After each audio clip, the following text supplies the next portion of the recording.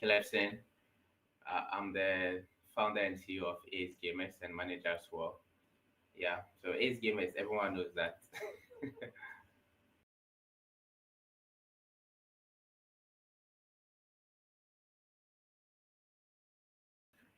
So far so good. I think the lads have been doing very well. That isn't to our full potential, but then it is a new roster that we picked up recently. So I'm really enjoying their gameplay. They make the game very fun. Despite winning, the competition is there. Also shows that other teams are also putting in the work to be number one in the tournament. So this is a great tournament, T1 strictly. So yeah, so far so good. I think the boys have been doing very well.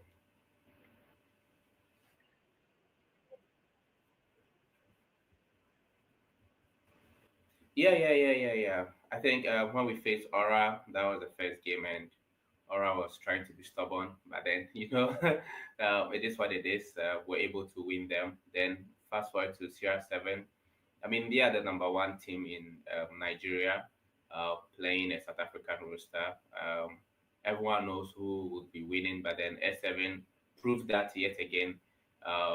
They are also doing their homework. So Ace Gamers also is working on tactics, strategies, to see how best we can overcome most of the T1 teams. And then, nonetheless, as I said earlier, every team in here is in to win. So we are also putting in our maximum effort. The boys are training very hard to make that achievable.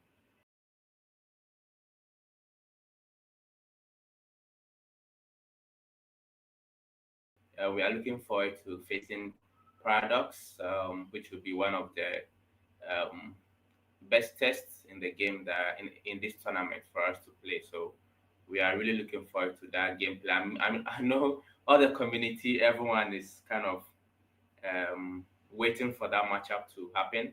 So we are really working very hard. I know Paradox is also working very hard. So I believe they will be our toughest opponent yet to face. Yeah.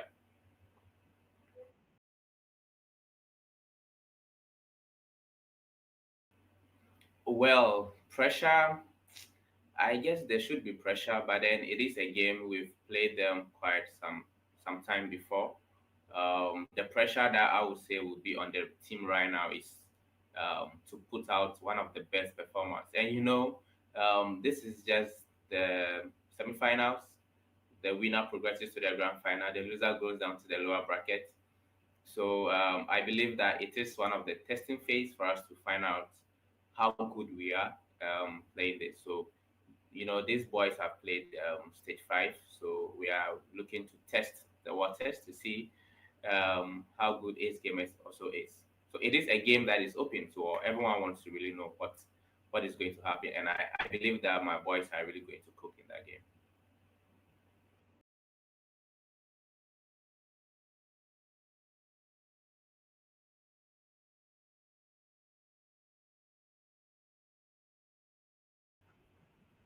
Yeah. I mean, to all the fans out there, I say kudos to you. Thank you so much for supporting Ace Gamers, the brand, the players, and everything that we do. And also, as you know, whenever we win our game, we rah rah. So I mean, everybody should rah for us when we are playing our games. Congratulations and thank you to them, everyone. I mean, production as well.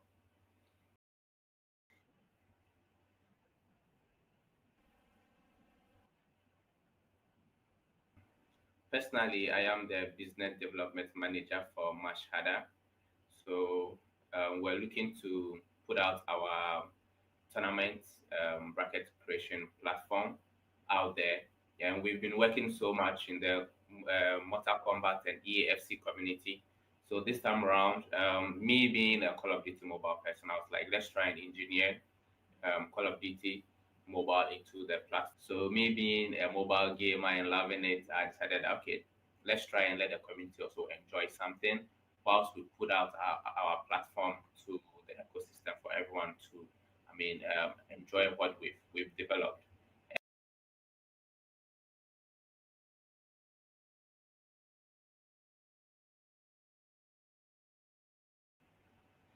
Yeah, I think when it comes to esports in Africa, um, Africa is accepting esports from the world to Africa, unlike the other regions that they already have esports from the grassroots level. So we are now taking it from the professional to the grassroots level.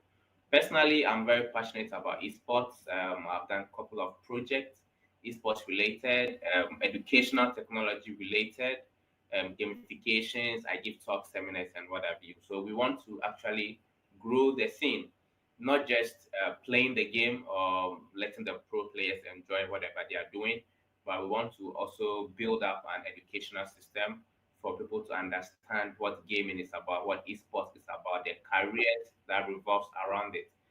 And I mean, each talent needs to benefit some form of payment, some form of recreation as well. So when we talk about career path in esports, there are diverse ones. People only think about the gamer aspect of it, but we have the side of graphic designer, VFX. We have the casters, we have the lawyers, even for teams. We have team managers, coaches, what have you. So teams are really investing a lot. So esports is a very big scope to talk about, and we are really happy to be part of that ecosystem, growing it up in Africa. So we believe that Africa is strongly accepting it. Parents are accepting it, and I think with those tournaments that are going on, parents are also getting to understand that esports has come to stay.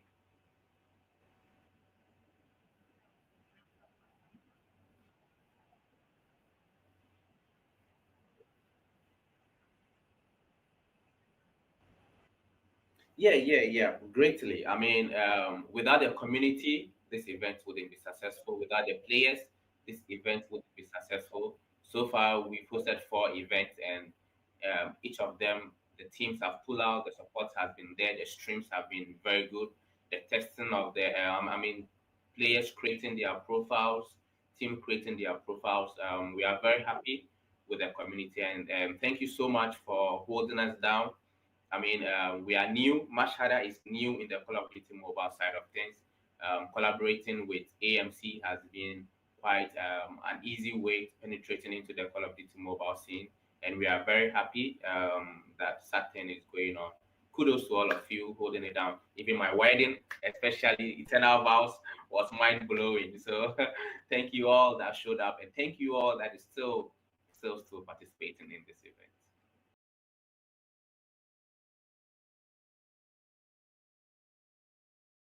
Kilefson. I'm the founder and CEO of Ace Gamers and manager as well. Yeah, so Ace Gamers, everyone knows that.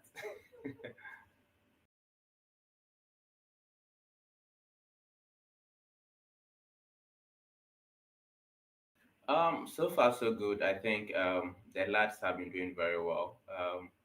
That isn't to our full potential, but then it is a new roster that we picked up recently. So I'm really enjoying their gameplay.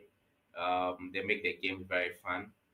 Despite winning, the competition is there. Also shows that other teams are also putting in the work to be number one in the tournament. So this is a great tournament, T1 strictly. So yeah, so far so good. I think the boys have been doing very well.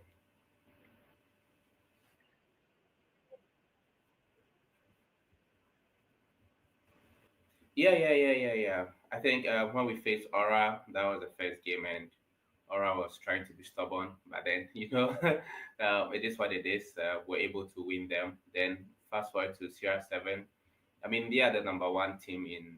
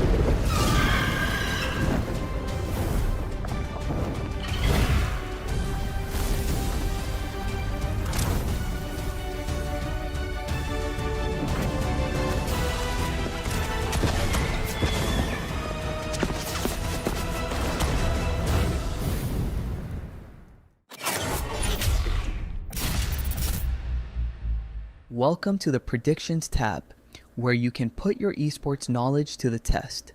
There's two types of predictions you can make: top 3 predictions of who's going to get the farthest, and single predictions for who you think will win a specific match. You can find top 3 predictions in the Overview tab. Here you'll be able to choose which players or team is going to take the top 3 spots.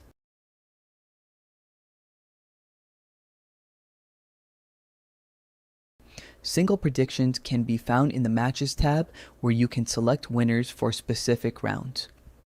Back to the Predictions tab. The first thing you see is the leaderboard, which ranks everyone who's made predictions based on their points total.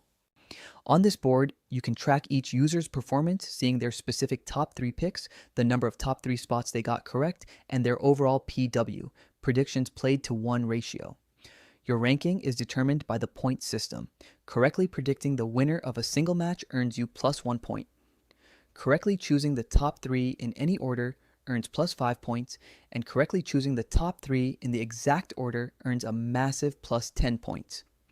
The tab is fully interactive, allowing you to click on the P/W number to see a detailed list of every match prediction the user made, and clicking on the total points reveals a full points breakdown, summarizing how they earned their score.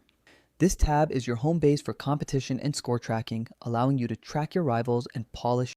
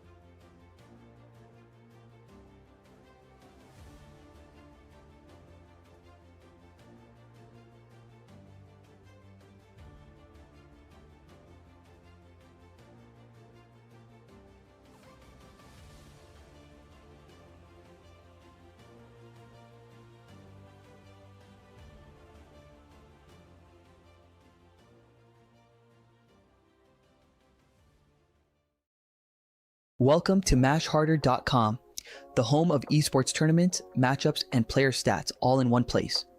In this walkthrough, we're kicking things off with the tournament page, showing you exactly how to navigate through each tab and get the most out of the platform. First up, the Overview tab. This is your go-to spot for everything you need to know about a tournament at a glance. The Overview tab gives you a complete snapshot of the entire tournament: who's playing, what's happening, and how far the event has progressed. At the top left, you'll find the tournament name along with the start date, prize pool, and number of participants.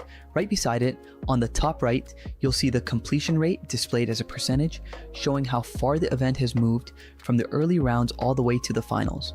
And right below that, there's the top 3 predictions section, a brand new feature that'll be explained in detail soon. Scroll down and you'll find the tournament details and participants list, giving you a quick look at everyone taking part. Next, we've got the Bracket tab, where the real action unfolds. The bracket view gives fans, players, and organizers a clear look at the tournament structure, current standings, and who's qualified for the next round, all updated live as matches are completed. In short, this is where you come to see who's climbing to the top and how the story of the tournament unfolds, one win at a time. Moving on to the Matches tab. This section breaks down every matchup round by round, from the opening games all the way to the grand finals.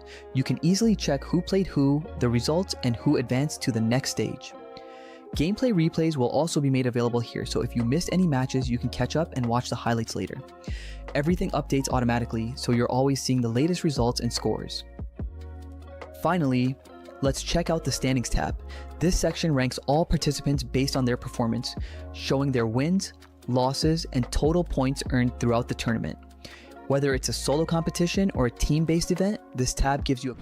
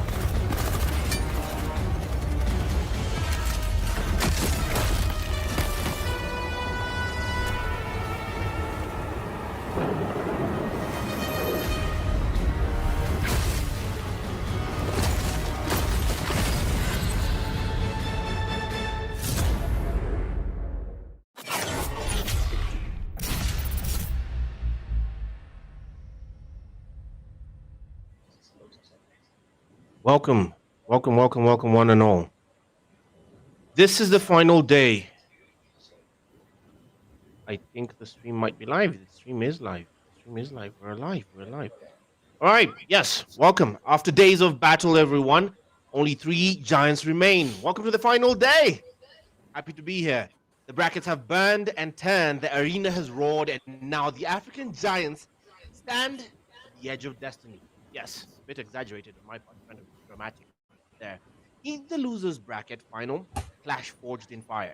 Tier 7, disciplined, deliberate, a quiet storm that refuses to fade. And Ace Gamers, reborn, resurgent, fighting the fury of a team that has survived every blow thrown their way.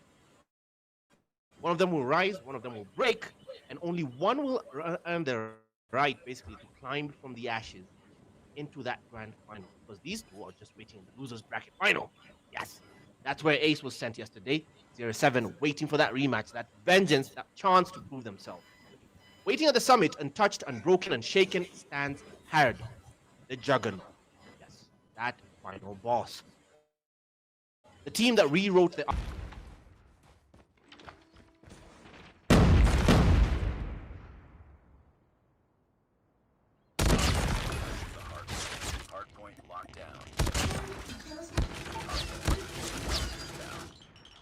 will be taking here, and we start out really well. The boys in blue having that lead there, 14-0. We have that lead. Okay. And so far, so good. 15-1. Of course, double 2-piece by Fadi. That will pick up on 21. They've started out well. S7. Just have to keep this up. Then this is the heal time. We're going to be a triple. Make that a 3-piece. Hook down, get taken out. Did they shut down Virus as well? And S7, they're off to a great start, Ekiju.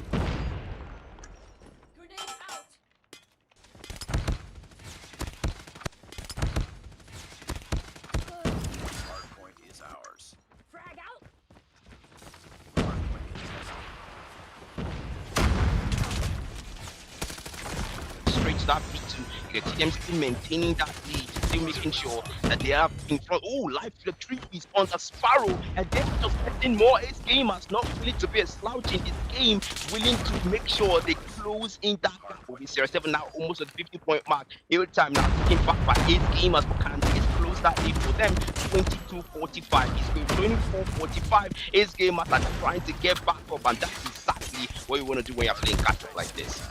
Capture the objective.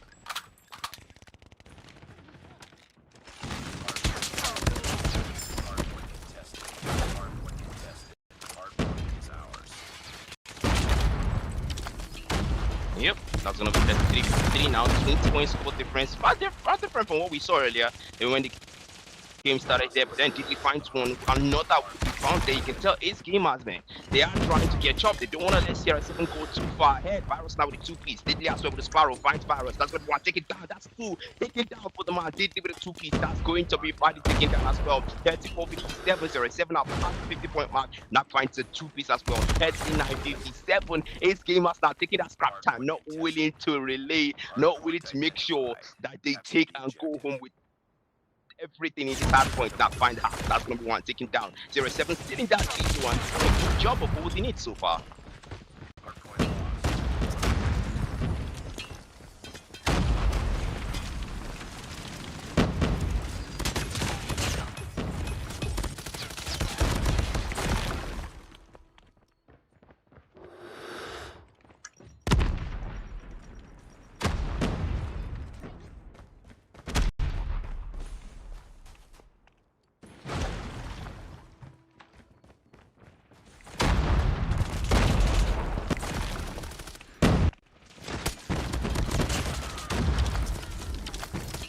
Takes out with a war machine, and 8 gamers are not even stepping foot in the point. 0-7 is just not allowing them anywhere near it. No, them anyway. It's going to be the real thing to say that Kiju at the 0-7 now will get closer to that 100-point mark. And so far, 8 gamers have to catch up the whole time and not even able to catch up to 0-7 as they will get closer at 2 more points. Make that one, make that 100 that they will finally cross, and Ace Gamers beneath the 50-point mark. If you're Ace Gamers right now, you've got to start panicking, but then they will take back that kill. That's going to be P1. We're going to rotate all back to where it started, and the hill take by 0-7. We have seen this pattern before. Ace Gamers will play for scraps, but then so far 106-46 is going to be your scoreboard, and Ace Gamers still below that 50-point mark, and 0-7 out of that 100-point mark. Lifeline to 2 on quickly and Squid. That's going to be another maybe a double. Yes, it does. 114-46. The hill time still taken by 0-7. Squid trying to make sure that his game has catch up and maybe tie the score here. That's going to be Matt for the 2 piece. 116-47. His game has still below that 50-point mark, and 0-7. That's gonna be 2 piece pound. Body up throw finds another, gets shot down by jump. Squid finds life. That's gonna be hooks apps as well. That's a 2 piece. But Squid make that a 3 with the equalizer. As we'll find 3 pain virus and life force. 0-7 losing members fast. The equalizer has finds virus. Who gets shot down. 119-63. At least they cross the 50-point mark. Across the 50-point mark and the 60-point mark, so now they still have a lot of catching up to do, and 0-7 are almost double the amount of time in the OBJ. We can see Diddy is already set up here on P2 before Hax comes and takes him out from the back. Fadi also in P2 as well, as he's going in there to help out his teammates. 0-7, 122. Now Ace Game is finally reaching 70 as Jum comes into the point of Tempest and knocks down 2 and sends them right back to respawn. Ace Gamers are going to try and hold on P2 now, but we've seen this happen before. They've held it down in the beginning until 0-7 break in and absolutely annihilate every single one of them. Not trying to hold it down now, as 0-7 are spawning on driveway, and he's trying to take them out with his death machine, but Fadi coming in with his war machine, proving which is the better operator for now. Virus with his equalizers out as well. He's going to spray and pray, but Squid takes him out. Kane with the death machine, and all operators are out from both teams here to try and gain control of P2 as we enter scrap time, and the teams are now going to rotate. Yep, teams are going to rotate, all right. That's 138-91 so far, and the hill will reset. And we get straight down. Ace Gamer, they're closer to that 100-point mark, but then 0-7 is closer to that 150-point mark. And if you're 0-7, this is exactly what you're going to do. You want to make sure you keep Ace Gamers at bay and not give them any chance. They have for now. Barrels recording it, 560. For fitness force, that force, Body and Kane, bring them down for Body and Life. Straight out now, Fake comes out with a brand fights too. Did they have 4? That's going to be them passing the 100-point mark. Ace Gamers are still in the game. That's going to be hard finding one percent for the force. That force it comes through. Body will find another, and the hill belongs to 0-7. We'll find one reaction for 140, 150, 102. If your scoreboard is 0-7, are doing a good job maintaining this. Ace Game is over 100, 0-7 over 150, and both these teams are carrying their country flag high as they are fighting it out on the first map of the night show so far. Ace Game is still struggling to play catch up, but they are coming in strong, 2 pieces and 3 pieces across the board. Kill feed looking all blue for now as Ace Game is past 120, and we're going to set up camp on P4. Pain seems to have already gotten spawns for 0-7. They seem to be holding it down strong for now, but Ace Gamers can break in at any moment. 3 of them pushing through the smoke here from P2 side. Phoenix with his war machine out. Squid getting a 3-piece as they break into point, and Ace Gamers are in control of P4. 0-7 now have to spawn in and hopefully take them out, but Phoenix tries to stop them in his path. He gets taken out as well by General Fadi, who is now pushing into point, leading his team into P4, completely taking it over, and Ace Gamers are nowhere to be seen. Yep, nowhere to be seen. That's going to be hard. That'll take out more members of Ace Gamers here. Life force 162-132. The scoreboard is closer than ever though. 34 difference now. That's going to be 28. Make that 26. 25 now. This scrap time really getting them low. But that 5-1 with the PMP. Maybe double, 20 points score difference. Ace Gamers are getting closer. That scrap time is helping them. But 0-7 now comes to the contest. Squid and taking 5 points. Diddley and Squid. Who gets it as the Ace Gamers are responding in kind. As I here will rotate back to where we started again. It's going to be P1, 164, 146. We're going to start out with that. Okay, the field will open up. That's going to be Didier Knock. Take that hot and live. 166, 146.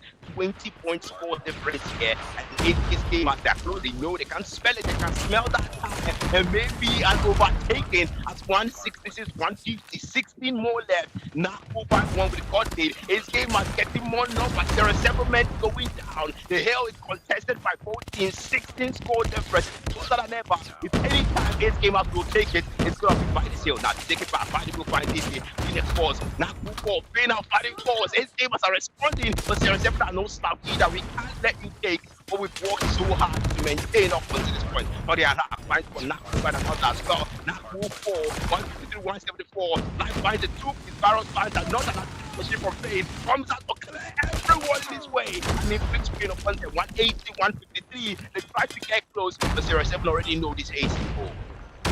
Ace game is finally over the 150 point mark while Sierra 7 are creeping up on that 200.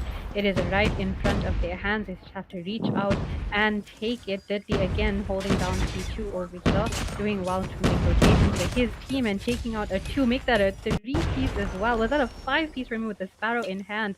The OP operator for the Knights. Ace game is past 160 now, and they're going to use their usual formation, setting up here around P2, trying to keep Sierra 7 off the point. They're coming in from all angles. Now with his death machine out again through the smoke, shots are being fired, and Sierra 7 are going to get taken down by those stray bullets, and just like that, I'll eat my words. Thank you for that knock. Sierra 7 over 190, and Ace Gamers have lost P2 as we are almost about to enter scrap time here. Ace Gamers have to play catch up. They break their way past the Tempest that is in the hands of Sierra 7, and the trophy looking all blue as they enter scrap time to try and catch up to that 200 point mark that Sierra 7 has just crossed. No contestant for now over on T2. As I say that, these teams just love making me eat my words. We're going to head over to T3 rotations, and hopefully one of these teams want to end off the game there. Well, hopefully, but then that's going to be a 10-point score difference. This is the closest that Ace Gamers have gotten since the game started, and that's something we're going to have to take note of. What we did, how much more we did make the most out of it? That's going to be 3, a Cupid all blue, and Ace Gamers will say, this is the moment for us to close it at lead, tighten up, and overtake us. To equalize the score. He won it his way. He finds a 3 live viral scores 197 207. They will make sure that 10 points for the friend. That's going to be the friend. John spikes a 2-piece there. People find pain. That's going to be trade that War Machine comes up from Body Series 7. They're trying to make sure they keep Ace Gamers at bay. But with this point, they're closer than ever. How much more can they hold them down? How much more can they keep them still? 216, 199. It costs Matas to report man. They can smell it. They can smell them. They will come for them. There is 7 now. 216, 202. The hill time is owned by them. 17, 202. They're giving the score lead at 20. The number here. 22, 202. That's going to be the hill time now. Hill will reset. And we get straight back to that P4 now. Buddy, who find Phoenix, Pin, who for Squid as well. Find another. That's going to be now finding virus there. 24, 202. Ace Gamers. They're trying to take that P3. Maybe a chance. Maybe a chance. They're closing that lead. Making sure that they are closer than ever. Because if there's any time they can take back things from 07 and they've held on to it for a long time, it has been now 214, 215, 224, 216, 224. They're getting closer than ever. Take it back, contested that before there. That's going to be 2 piece found. 217, 224, 224, 217. Hill time is finally taking it back for 07 before things get out of control. Sierra 7 are definitely holding down their lead. Less than 20 seconds that they need, but Germ stops them in their tracks with the 3-piece there with his Predator missile that he has deployed. Ace Gamers are trying to go into scrap time here. If they manage to hold this down, they will overtake, but Life with the revenge Predator missile in play, taking out 4 of the Ace Gamers members, completely knocking them out of control over there and heading into scrap time. Ace Gamers are going to now push over back to P1. This is going to be the last stop, hopefully, for both these teams, because Sierra 7 13 points away, Ace Game is 21 points away from victory here.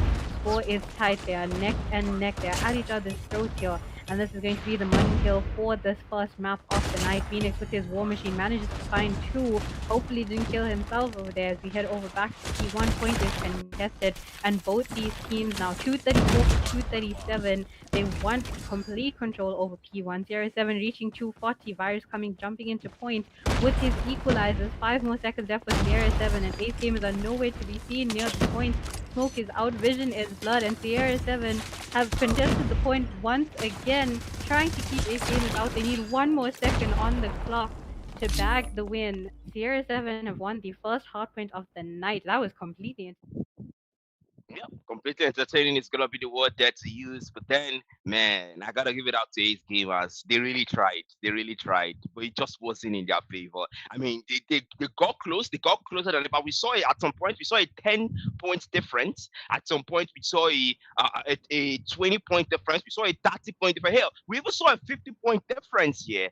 And Ace Gamer said, okay, look, we can close in and potentially take it back. But Series 7 said, nah, not in the hard point. You're not doing this in the hard point. And now we move on to the S&D where they're supposedly the better team when it comes to the S&D. We have seen them win out the S&D in a best of five, even if they lose the other maps. The S&D is one map they always seem to take, and that's going to be the stats here from production. Live, of course, with the maximum impact 195.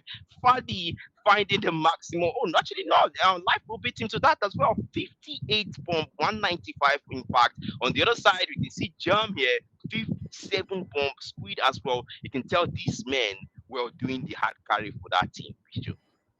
A hard carry indeed. 3 players from Ace Gamers with over 50 kills, and they still didn't manage to gain victory on the first hardpoint map of the night. They definitely had the teamwork, they had the strats in play, but CR7 proved to be better in the first map. There's always time for a comeback. It's a best of 5 here tonight, so Search and Destroy could go either way for any of these teams. We have to see what they have in store for us. Yep, and it's gonna be on Kurohana.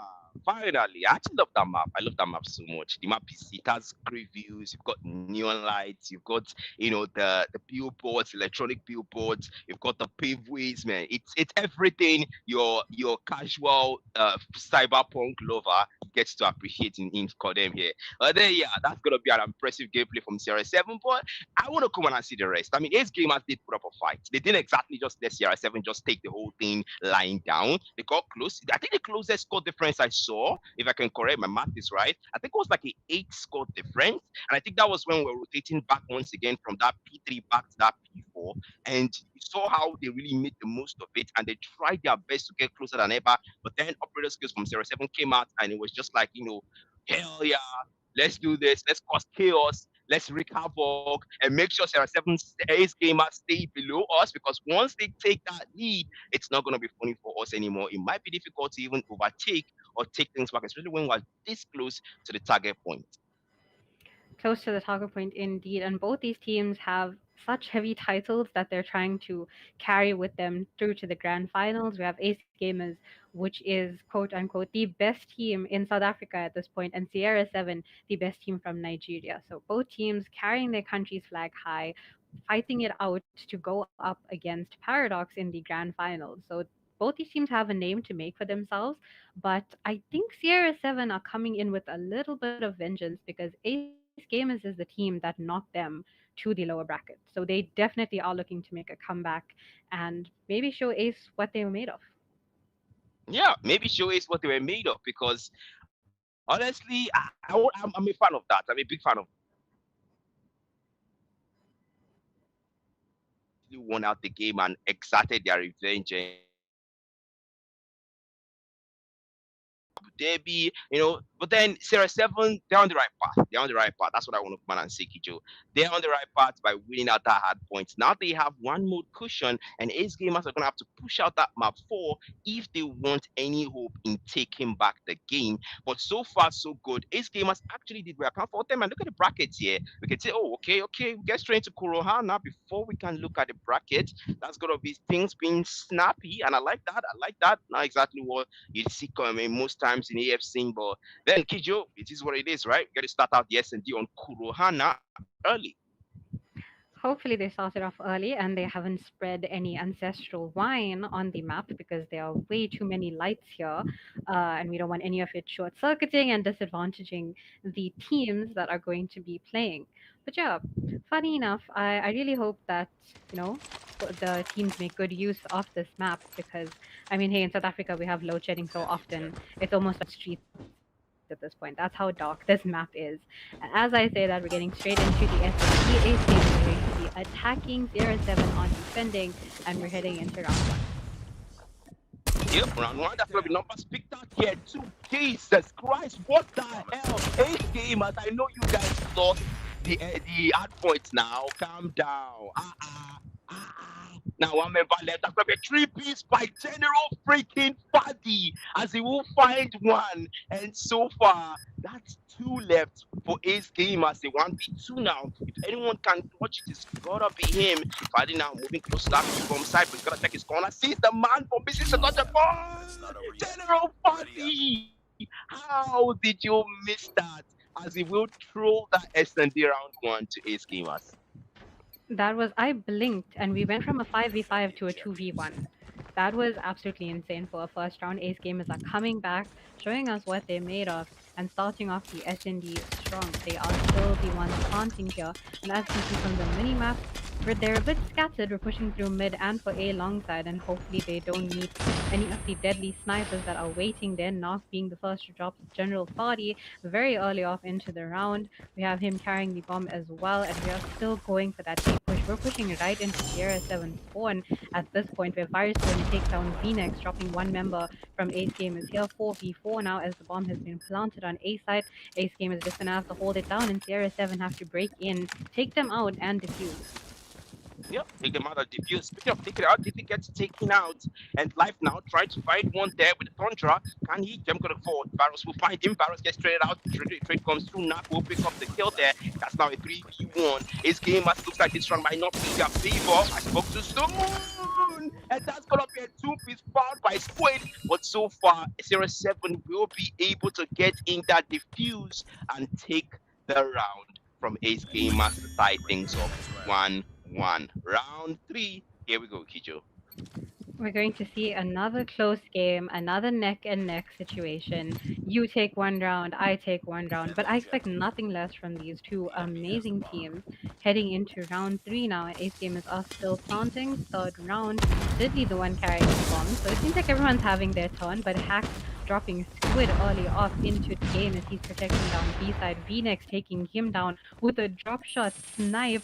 Absolutely incredible. And Knock now with the shotgun. Both of these guys with the one-shot, one-kill weapons as they take down Sierra 7. Knock taking down Pirates as well. V-Nex taking down Pain. But Life with the two-piece on V-Nex, and Diddley dropping the numbers to a 2v2. And there's still over a minute left on the clock. Yep, over a minute left on the clock. But speaking of time, now okay, just since the moment machine pistol finds the kill, like gonna miss out on Knock. That's gonna be a two-piece with the machine pistol. He does not miss out on Germ either, as he will take that round for 0-7. I like the fact that 0-7 are still keeping up to their reputation when it comes to the S&D. Very important, when you're known as one of the best S&D teams in Nigeria, you gotta make sure you live up to the rep, Kijo. But then we will get straight into that round 4 here, 5v5. The numbers are still precise. Speaking of that, we'll inflict pain on him and send him straight to that next round here. And that's a great start for Ace Gamers if you want to take things back into control. 4v5 here, and Ace Gamers have the numbers for now. John peeking B long, but his vision slightly smoked. Slightly blurred with the smoke. Seems like my speech has been impaired from that smoke as well. Fadi now running into Knock, who takes him down with the shotgun oh so effortlessly. And we're completely pushing onto B side here, as the Virus is the only one left against 4 members from Ace Gamers. Bomb is being planted, and Germ getting taken down so quickly as soon as he peeks that angle. 1v3 now, and the head glitch coming in clutch here for Ace in his tracks before he even makes it to the window. And Ace Gamers equalizes Sierra 7. Yeah. But Sierra 7 are right around the corner. We have Jom, who is taking down Pain, dropping the numbers there, but Virus taking out Venix, Hack dropping Knock. Both twins are down. And now it's only one player left from CR7, one from Ace Gamers, as the Hacks takes down Jom and goes to defuse the bomb. An effortless display of amazing gun skill here from CR7, who have now taken the lead once again, 3-2. Yeah, 3-2. Once again, taking the lead. That's gonna be the big question here, but the big statement here rather. But then 0-7, we have seen this pattern before, Kijo. Don't forget, they will take the lead. The Ace Gamers take it back. Ace Gamers take the lead. 0-7 takes it back. You know, we've seen things like this before. Then 5v5, the numbers are still preserved here, and the bomb has not been planted. That's with Deadly here.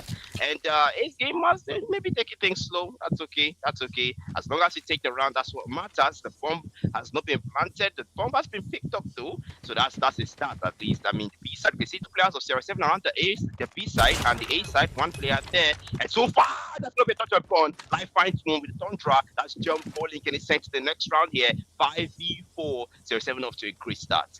Off to a great start indeed. They have every single member alive, and Ace Gamers only have 3 Deadly, Squid, and Knock left to clutch the round and equalize here for Ace Gamers if they can. Deadly with the bomb in hand, and it seems like they're leaning towards a B-side push, but Deadly dropping the bomb because General Fadi takes him down with a snipe from B long. Squid picking up the bomb here, hoping to avenge his teammate, but he drops as well, and the Cultist curse is in play.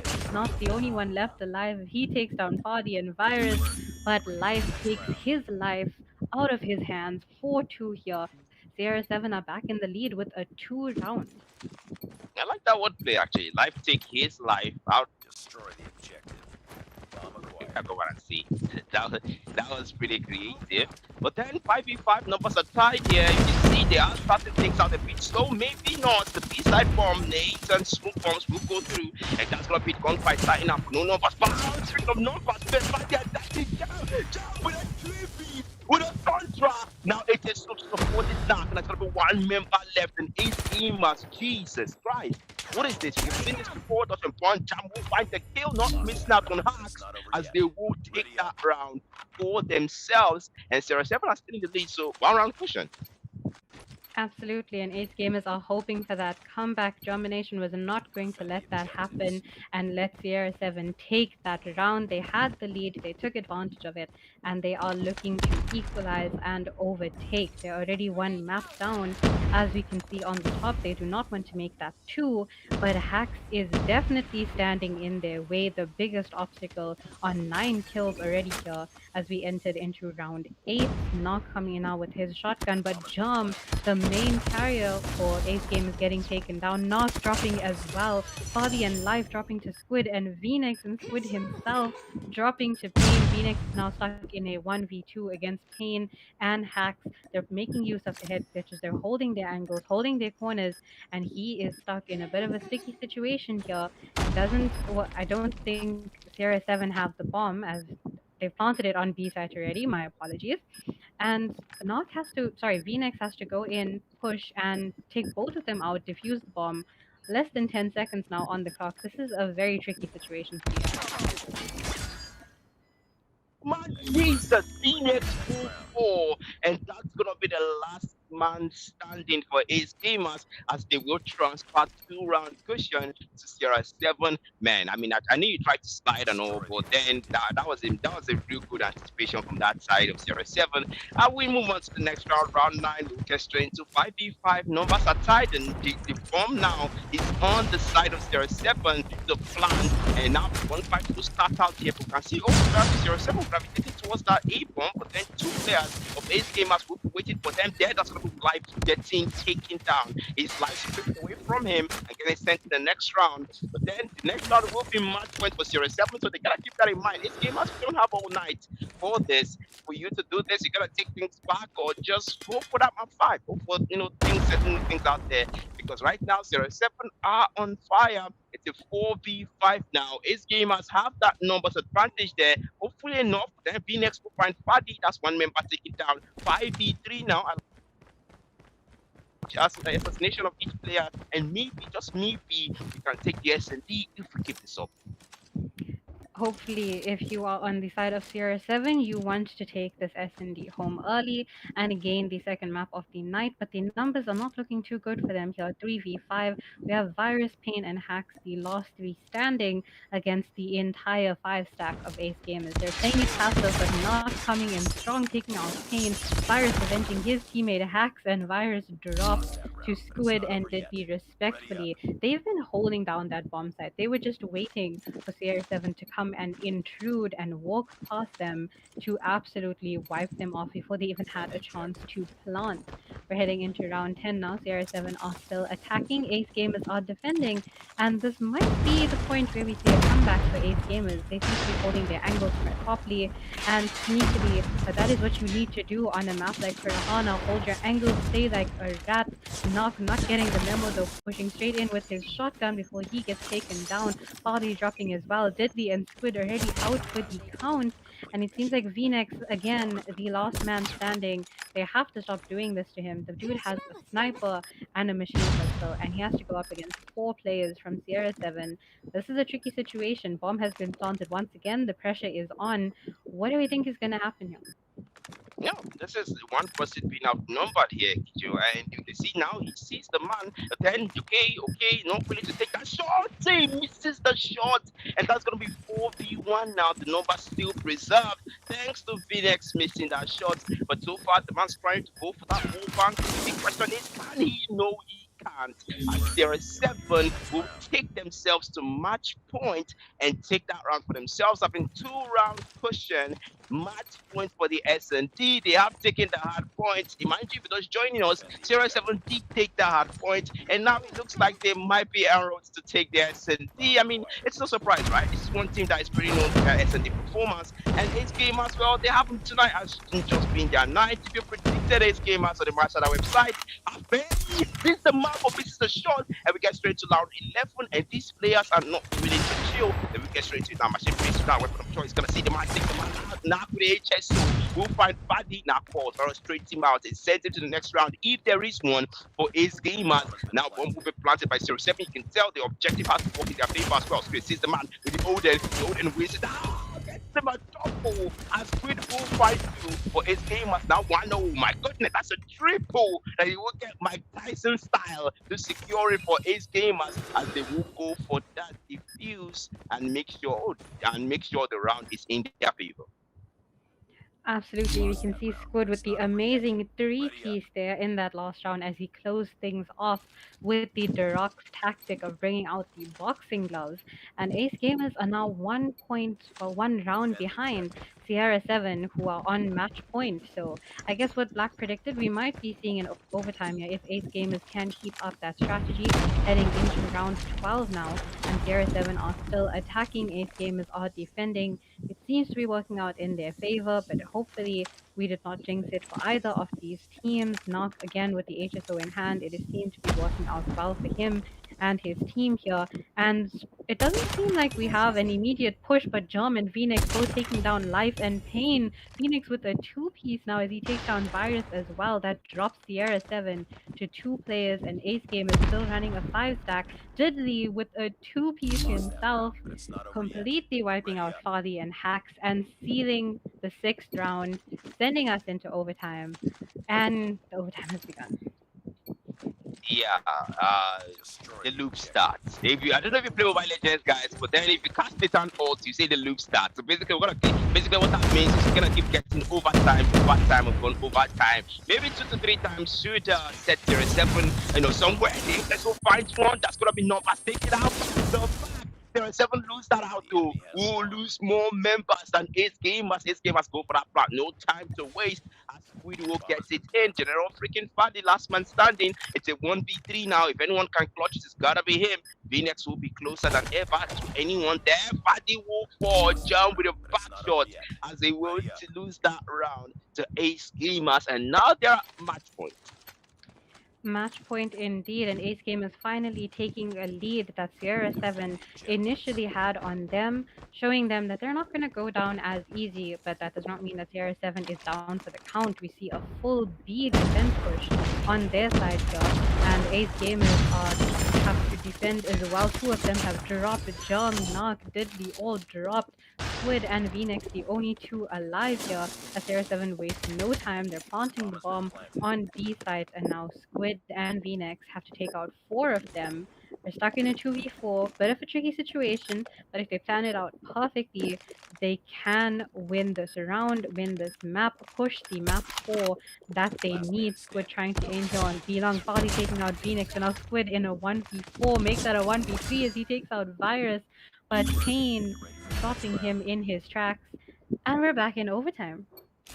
Yeah, like I said, as Nathan would say in Mobile Legends, the loop starts. And this is the loop, guys. This is exactly what I'm talking about. We're going to keep seeing overtime until somebody's had their fill, and we will finally see a winner and match out. Then, if we're going to ask you guys, I'm pretty sure significant pushers going to see 0-7, but then his gamers have shown some level of grit when it comes to these games. That's going to be 0-7 saying no, Black. Shut your mouth. We're gonna show more grit. Take two members down. It's a so for now. Fight one. Squid gonna fall as well. Has finds him. That's a 4v2 now. Squid falls. The Odin loses that one out. Phoenix with the Odin here. 4v2 now. It's Iman. Phoenix fights it fast, but his gamers will lose him. And Fadi takes him out. That's one member left now with the BMP and the HSO. Weapon of choice here versus Hacks, Fadi, and Pain. It's a 1v3. Three members down to the A side of the bomb, or his side, and not going towards that B side. Hopefully, I think the man is trying to change his direction here. But then the big question is, can he clutch it? Can he clutch it? Indeed, he is one lone wolf, following in his brother's footsteps, and he does not have it easy. Three players here from Sierra 7, Apps with amazing kills across the board, Hacks with 14, Fadi with 10, and Pain with 9, but not carrying his team at the moment here with 16 kills in his pocket, hoping to add 3 more to that list. And can he do that? Unfortunately not. Hacks is going to be as sneaky as possible, hiding behind that wall and taking him out before he even gets a chance.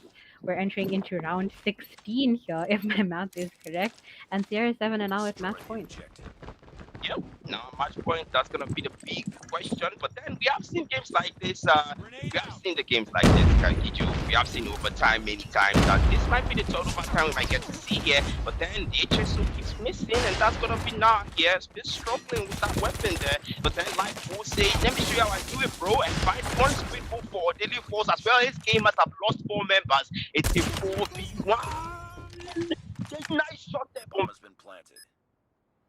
Phoenix will find out P1 now. That's take 3 more down, and that's gonna be the big question. Can he do it?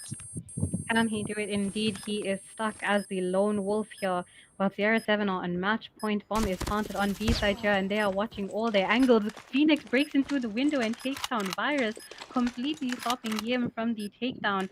Hardy and Life, the only two alive here for Sierra 7, but Phoenix breaking his way through. He is not holding back at all. Now he takes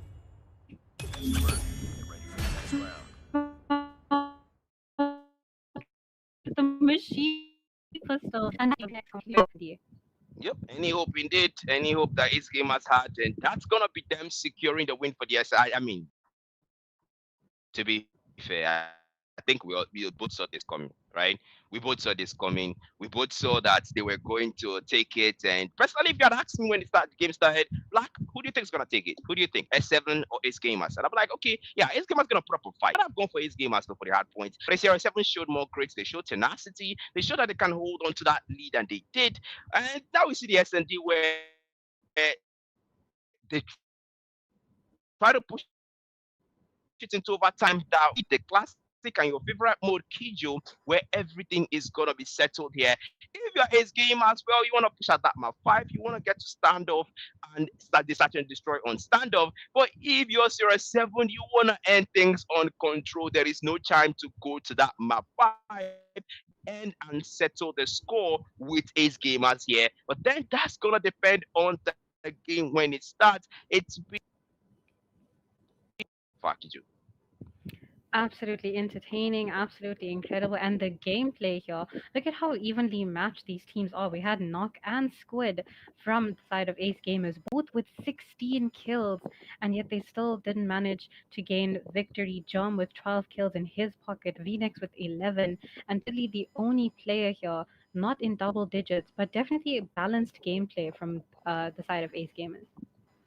Yeah, balanced gameplay that will be, and the stats really favoring that side. You can tell. I mean, pushing it to overtime twice. You gotta come out and say, Kito, you gotta come out and say they really wanted that win. They wanted that win. Why is to take the SND at least and defy the opinion in the case where they would say, okay, CR7 is gonna take. CR7 will. Let's flip the scripts. Let's show you guys that we can do something ourselves and prove to you guys it's not just CR7. I mean, Bex Trinity did it, so why not us?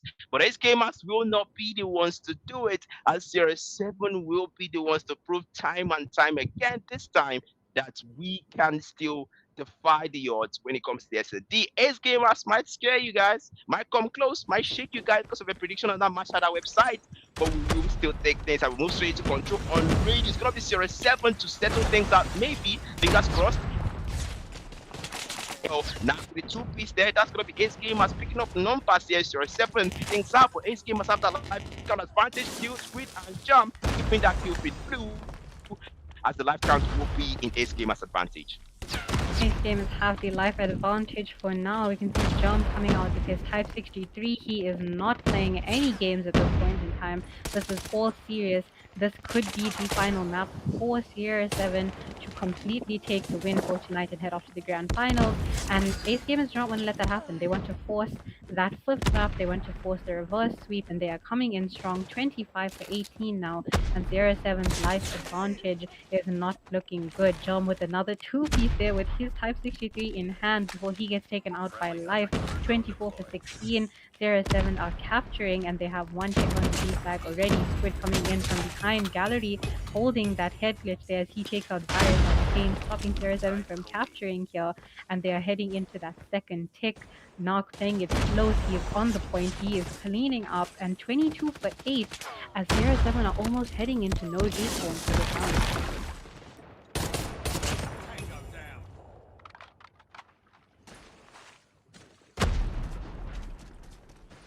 Okay, we're still 18 for 8 here. B flag is contested. A flag as well. Less than 30 seconds on the clock as Sierra 7 enter the last 5 lives that they have. And Ace Gamers have 17 on hand. Only B flag is captured here, but that's only one tick. And there is a slight little peak of yellow on the A flag before they try and capture that as well. 17 seconds now left on the clock. First tick captured on B, but last 3 lives here for Sierra 7 against 14. Make that one man standing here. And Jom puts Kane in his place, completely ending his misery as Ace Gamers take the first round here for control. Yeah, I mean, apologies for the static there. I think our network kind of failed it me a little bit. But then it's gonna be a very great start there for Ace Gamers. This is exactly what you want to come and do. Just, I mean, you don't have the hardpoint, you don't have the SND. Right now, what you need is the control to start probably your reverse sweep. Fingers crossed. I don't want to jinx it too early. The Cactus Cross is real. That's going to be life count in favor of Ace Gamers. There's Squid going to find the 2-piece, one with the Annihilator, and maybe to find more. Misses that shot, though. Jump with the 10 best, gets it right. Squid finds another onto Buddy, and it's an unofficial 3-piece for him. 4. The bread comes out. That's gonna be 4. Picked up to make it 5. And Squid will go full out in this control round 2. The B flag has been captured. His gamers are on fire. On fire indeed, and they are hoping for the comeback that they want, the comeback that they need, the comeback they feel that they deserve, since they are already 2 maps down at this point in time. B flag completely captured, A flag on its way on being captured, and Phoenix pushing straight into Sierra 7 spawn with his war machine. He doesn't see the one person behind him, Virus, with the back shot, taking him down, but Ace Gamers still have life advantage here, 18 to 10, as the A flag is still attempting to be captured here, 17 to 10 now, and Sierra 7 are really not looking good with their numbers. Farley coming in with his Type 63 as well. Both teams with amazing gun choices, but almost double the lives Ace Games have over CR7. Virus coming in with his equalizer, so he gets taken down by Jump Type 63, not pushing into A flag now with his Death Machine, trying to clear out the point, but only manages to find Kane, puts him out of his misery there. 11 to 5 now, no more respawns for Sierra 7. Jump sends Virus into the next round, but Life coming in with his Sparrow, hoping to take down a few more members from Ace Gamers and even the numbers, but it's a 3v9 now. Make that a 3v8. Life with the jump shot there with his Sparrow, Hacks with the Tempest out, taking out Knock, and Sierra 7 are not going down without a fight. Yeah, not going down without a fight. But then, speaking of fight, there's only two members left to fight against. Yeah, make that one 6 against 1. Jump finds Ping, and that's gonna be life now. The last man standing, last lifeline for Sierra 7. Maybe can he find anyone? Try to find the body. Yes, he does. Phoenix Force. Now it's 1v5. Make that 1v4, and life will get taken out. Down tells him, settle down. We're the ones taking control. Not Sierra 7 as they take round 2, and that's back-to-back rounds taken by Ace Gamers, and maybe match points for them as we go straight into round 3 of control here. Life count still tied. You can tell Ace Gamers played out control well. Now finish what you started so they can potentially force out that hard point once again. Seems that Ace Game has definitely found their momentum. It's never too late for that. Jump coming in strong with his Tempest. Phoenix with the two-piece of his own as Phoenix gets taken down by Fardy here in points. Sierra 7 are capturing here for round 3 while Ace Gamers are defending. And they're doing an incredible job of keeping Sierra 7 off the points and maintaining that life advantage for now. Sierra 7 have moved to the A flag. One tick already captured here on that, and Ace Gamers are going to have to rethink their strategy here because they're currently only focused on one flag. Kane coming in here from Kitchen with his Annihilator. Doesn't find any Ace Gamers members for now, but did be the first victim to fall to that one-shot, one-kill operation here. V-Nex possibly the second to fall, but he puts Kane out of his misery as well, takes him out from Money Room, and we already have one tick captured on the B flag as well. So Sierra 7 is spreading their resources as they try to capture both flags at the same time. Yeah, trying to capture both flags at the same time. But big question everyone is wondering in their minds Ace Gamers, they have the life count advantage, and Sierra 7 are trying to do divide and conquer here. Take locked in on the A flag, one take locked in on the B flag. But the it is more blue than yellow. So Seven are losing out a great deal of things just to achieve us. Do they want to play the hard point again? Or potentially we can flip things here. Okay, let's finally getting a bit close here. But Ace Gamers still have that lead. And you can tell that Zero 7, they have to be careful when it comes to those captures, or they could prefer to take lock in on the A flag here. That's gonna be more than they can. Zero 7, Ace Gamers looks like they want to close things off in round 3. Less than 30 seconds as well as Sierra 7 are down to their last lives, well, no more respawns for them.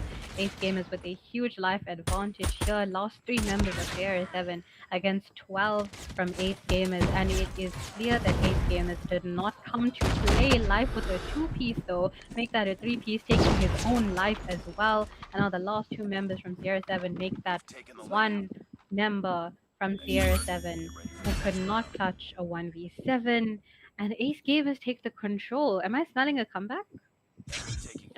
I think it's a comeback. I mean, Carl did say reverse sweep, right? So if anything can happen, Ace Gamer seems to be concocting it, and that's exactly what we want. We want to see these things. You see, Kijo, we love a thrill. We love it when it looks like the hero is about to fall, and somehow if you watch those cinematic final power, and everyone's like, oh, blown away and all that.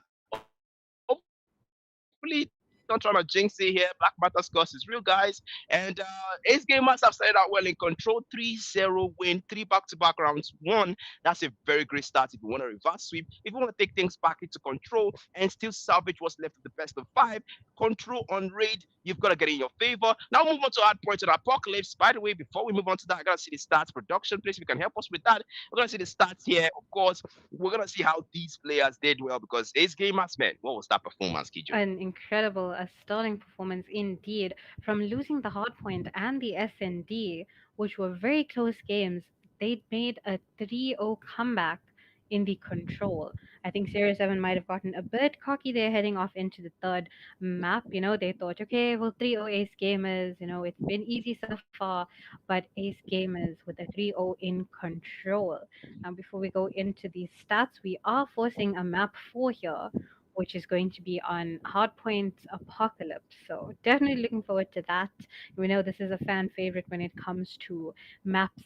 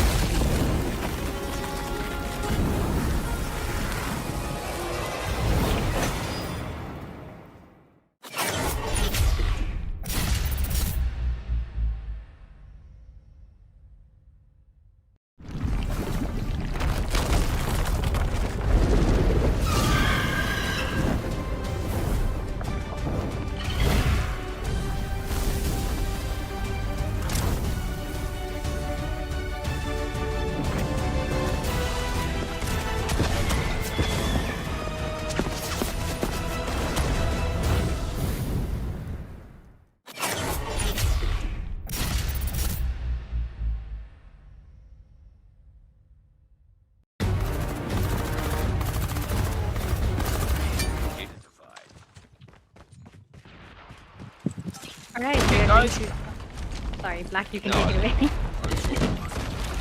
all right then, all right everyone, welcome back, and yeah, we needed that for production to fix this, but we are straight back in. Jump 4 gets the hard fight. I like the fact that S7 are not taking that loss easy, and they will start things out with lead. We have seen this pattern before. S7 takes the lead, Ace Gamers play catch up, get close, S7 takes it back, but then Ace Gamers have started the narrative in a different way, but the virus keeping that kill feed blue, and that's gonna be them taking advantage of that P1 hardpoint and apocalypse. Looking really good for S7 so far, PJ.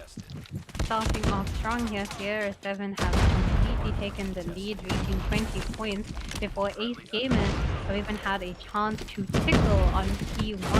You can see Sierra 7 are holding it down strong. They've completely made absolute domination here on the first point, and Ace Gamers are currently struggling to break in. Last few seconds of scrap time are going to work in their favor, as we can see that Sierra 7 have already set up shop here on P2. They have the temple spawn, and our Ace Gamers are going to try and break in. Knock coming in to take out Hacks, ending off his 2-piece there before Phoenix drops to Virus and Squid avenging him by taking him down as well. Hardy holding down Broken Wall as he takes down Germ, and Pain dropping to Deadly here. So the gunfire is all out. There's chaos, there's gunfire, there's massacres as Germ drops Virus with a nade, and Ace Gamers is still trying to break into point. Knock with a 2-piece as well, hopefully sponsored by KFC on his side, and it seems like Ace Gamers are now in control of P2.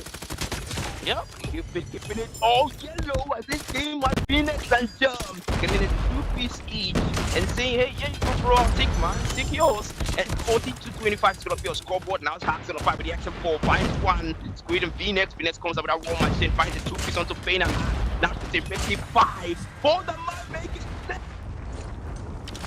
cry here. There is 7, they've got to respond to that. After the phone by his game as Hacks, this man takes the back, but Diddley with a 2-piece. Now finds another headshot down. The Warbank comes through, Squid and Diddley flipping that kill feed yellow as his game as responding kind. Now Diddley the spiral 54, 42-39, 42-40. His game has broken the generation situation and taken the lead for the first time ever in a half point. It's the best 5 series side now. Jam's gonna fight one with the Tempest, Pain move 4, Varus and has force. Venus tries the double, that's gonna be Jam, and now fighting more. His gamers are trying to solidify their lead here at 0-7 for the first time ever play catch up. Ace Gamers holding it down strong here over on P3 as the kill feed and the map are working to their favor, and they are completely taking advantage of that. Squid coming in strong with his equalizers before S7 completely surround him and take him down. Farley trying to break into point here, gets the 2-piece as well, taking down Deadly and Knock.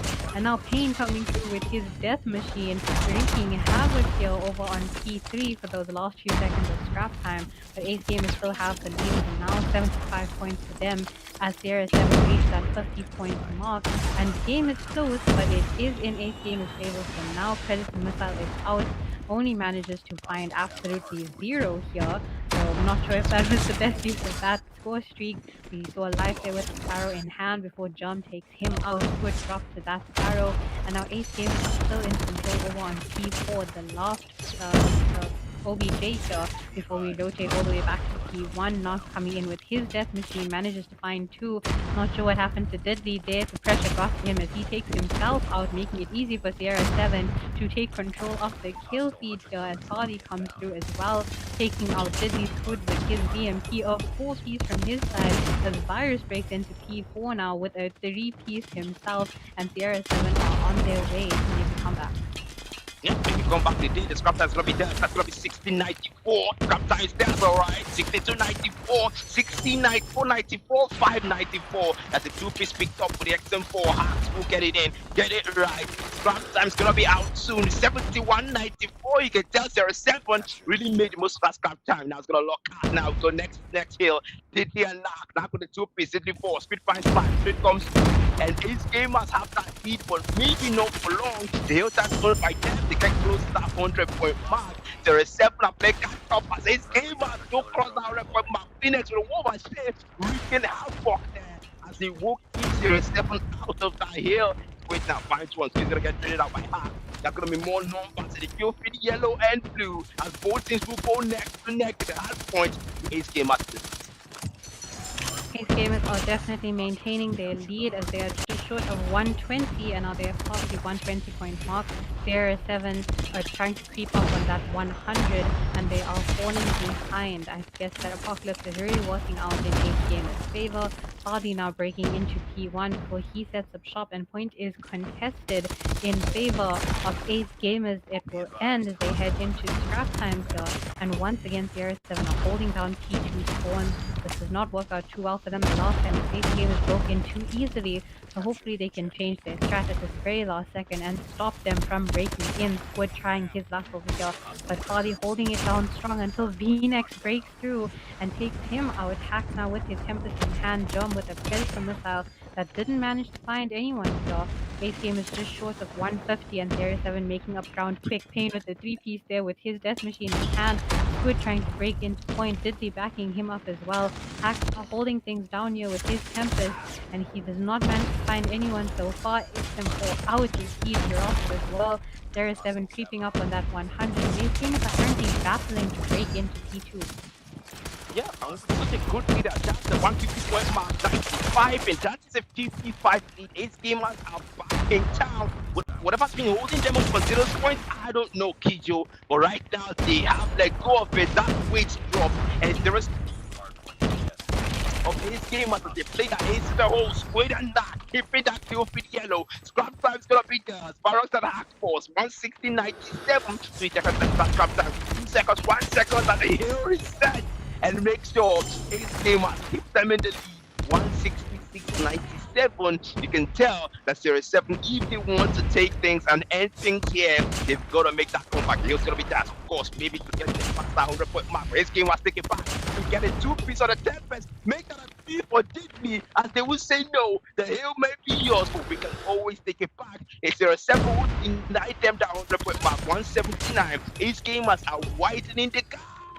Look up the PMP to give him a double and Jumbo for hard force as well. 187.98. There is 7 still below that 100 point mark. Ace gamers looks like they might get 200 and an absolute monster will come back as they cross 190 now. Has to find the jump. I'll get rid out there. 193. Make that ball. They do with the PMP.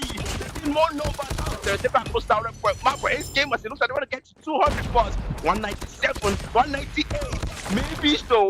Maybe they can. Ace gamers does it. That's 204.99. They deny S7 that 100 point mark while keeping the score lead at 100. They have more than double the amount of OBJ time as Sierra 7 here. And if you're Ace Gamers, you're trying to force that map 5 and it seems to be working in their favor. Virus is taking out his Rager with his equalizers out, but it's Phoenix stopping him into his track as we move over onto P4 and Ace Gamers are dominating the OBJ, they're dominating the kill feed, and they are hoping to push that first map and get the reverse sweep that they want. Squid with his equalizers out now as well. Jump coming in with the 2-piece of his own, and they are just absolutely annihilating here. Less than 20 seconds left on the board for them. VNex with his War Machine out. Everyone is pulling out their operates, but Hack coming through with his own as he jumps into point with his Tempest, and Squid puts him in his place. Diddley with his Sparrow once more as he pushes straight into Sierra 7's spawn, and now with less than 10 seconds needed for Ace Gamers. Can they hold it down on P4? Because if they can hold it down, this will be the last point that they need. Yep, this will be the last point that they need so far. And yeah, 248 and 2 more. Make that one as Ace gamers will take things in their favor and take the hard point. And it's surprising, but attention riveting reverse sweep that we might be getting to witness here, because now things are tied, the modes are tied, the scores are tied, the cushions are tied. It's 2-2. First hard point and SND taken by S7, first control and second hard point taken by Ace gamers, and now everything is riding on this SND, which is supposedly Sierra 7's game mode they're proficient in. But then before we talk about that, let's really start here first. VNex with the 194 impact, Joe. Absolutely insane, and we can see Squid absolutely annihilating the entire Series 7, being the only player in the lobby to get a 40 bomb. Not much OBJ time from him, but clearly he was slaying as many of the CR7 players that he could. 3 players on a 30 bomb and knock at the bottom. That's a very unusual spot to see him in, but nonetheless, he did carry in the OBJ aspect and bagged the win for Ace Gamers. Yep, but the win for Ace Gamers and Phoenix, I mean, I gotta come on and say, man, having a 35 bomb, 194 impact here, Hacks as well, 111 impact, but then 27 is gonna be pain. He will inflict pain on Ace Gamers, but unfortunately, that wasn't enough to secure them that game map. And we will have to force out that S&D to settle things out, and that's where everything is going to be decided. And you know how S&D is. I'm already predicting more. Overtime indeed, and it is going to be absolutely incredible. My heart is physically beating in my throat at this point in time because these teams are proving that they can keep up with each other. They can overtake. Sierra 7 won the first 2 games back to back. Ace Game is winning the next 2. Hopefully, they can carry that momentum into the fifth map, which I'm so glad we are here to see. It's going to be S&D on standoff. And if you're backing Sierra 7, maybe those last 2 games are the wake up call that they needed in order to win the series. But it's literally anyone's game. 2 points for Sierra 7, 2 points for Ace Gamers. I genuinely don't know which way this is going to go.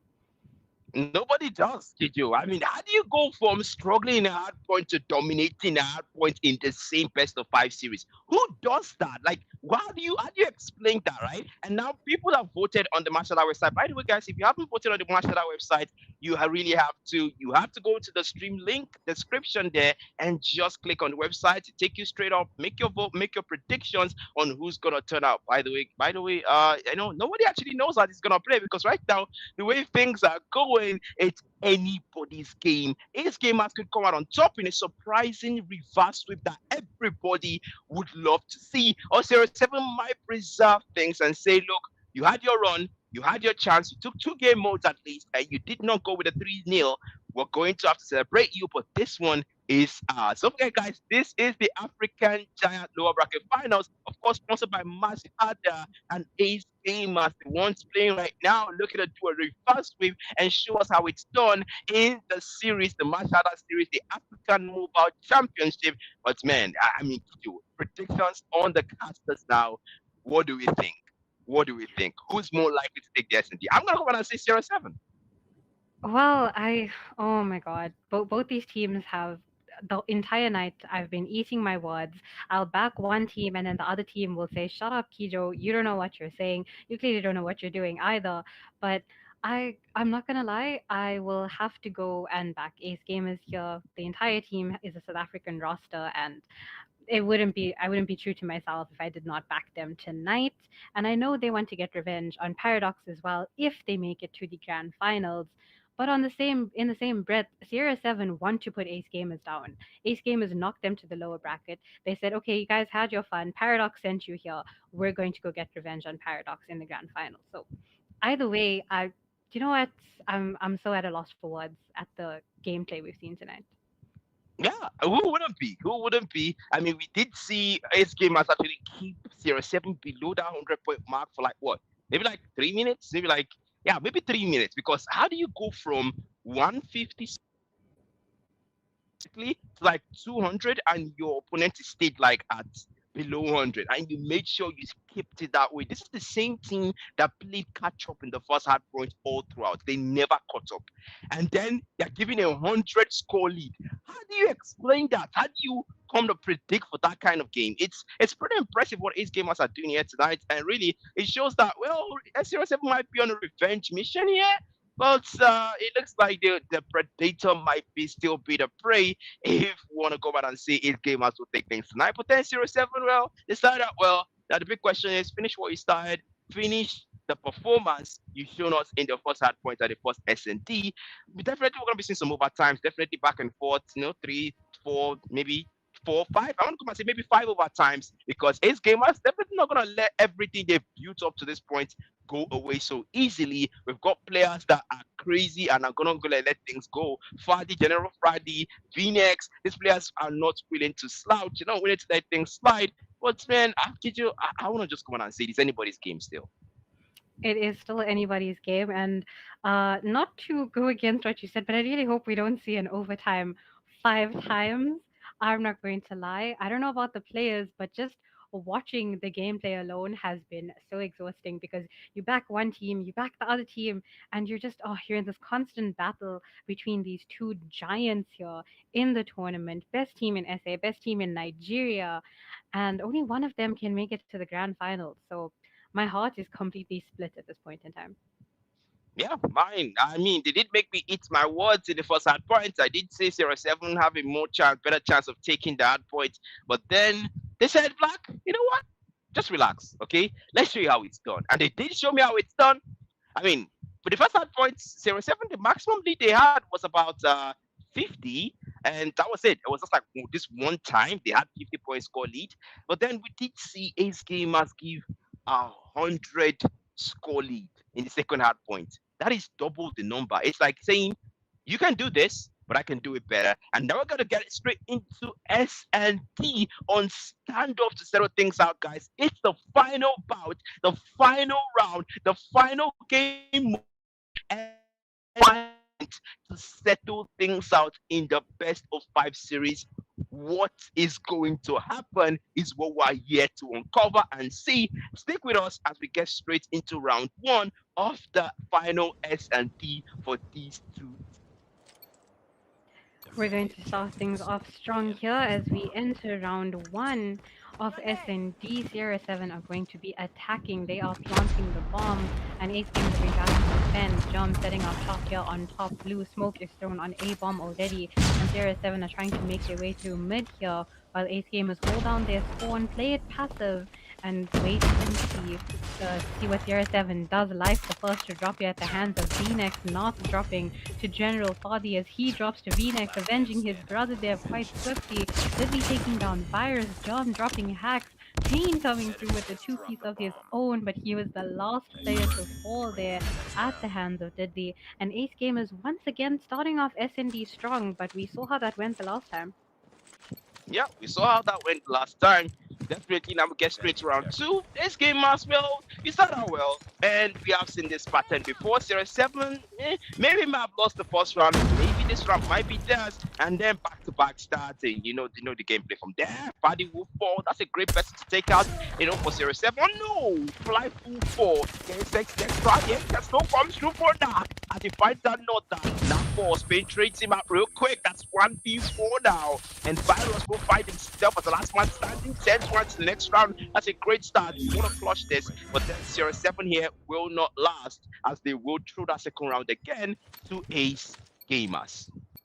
Heading into round 3 now, and it's clear that Ace Gamers are bringing their momentum from the last two maps that they have won, and they have gone 2 back-to-back rounds here to start off the SND. And mind you, they are the ones defending, so there's no need for them to be aggressive at all. Let Sierra 7 come to you, let the kills come to you, but they said, Keidra, we're not going to listen to you, we're going to go out and fight for that spot to play Paradox in the grand finals. Knock hiding here at the bottom. General Body does not see him, but he swiftly takes him out with a snipe while he's prone on the floor.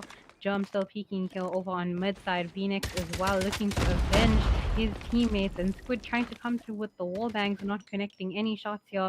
Sierra 7 are going to try and plant the bomb that they still have, and they have life advantage 4v5 here in favor of Sierra 7.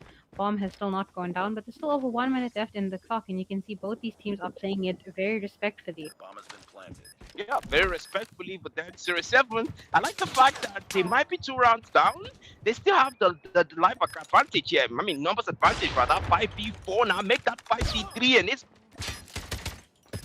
5v2. And 07 will have the numbers advantage. They can't throw this away. They can't mess this up. It's 5v1. Make that 5v none. Pyros with a 2-piece and finally getting around for 07. This might be the start of something new. That's exactly what we're going to see on the S&T. Ace Gamers, you start a well 2-round cushion. Now it's 1-round cushion, and we get straight into round 4.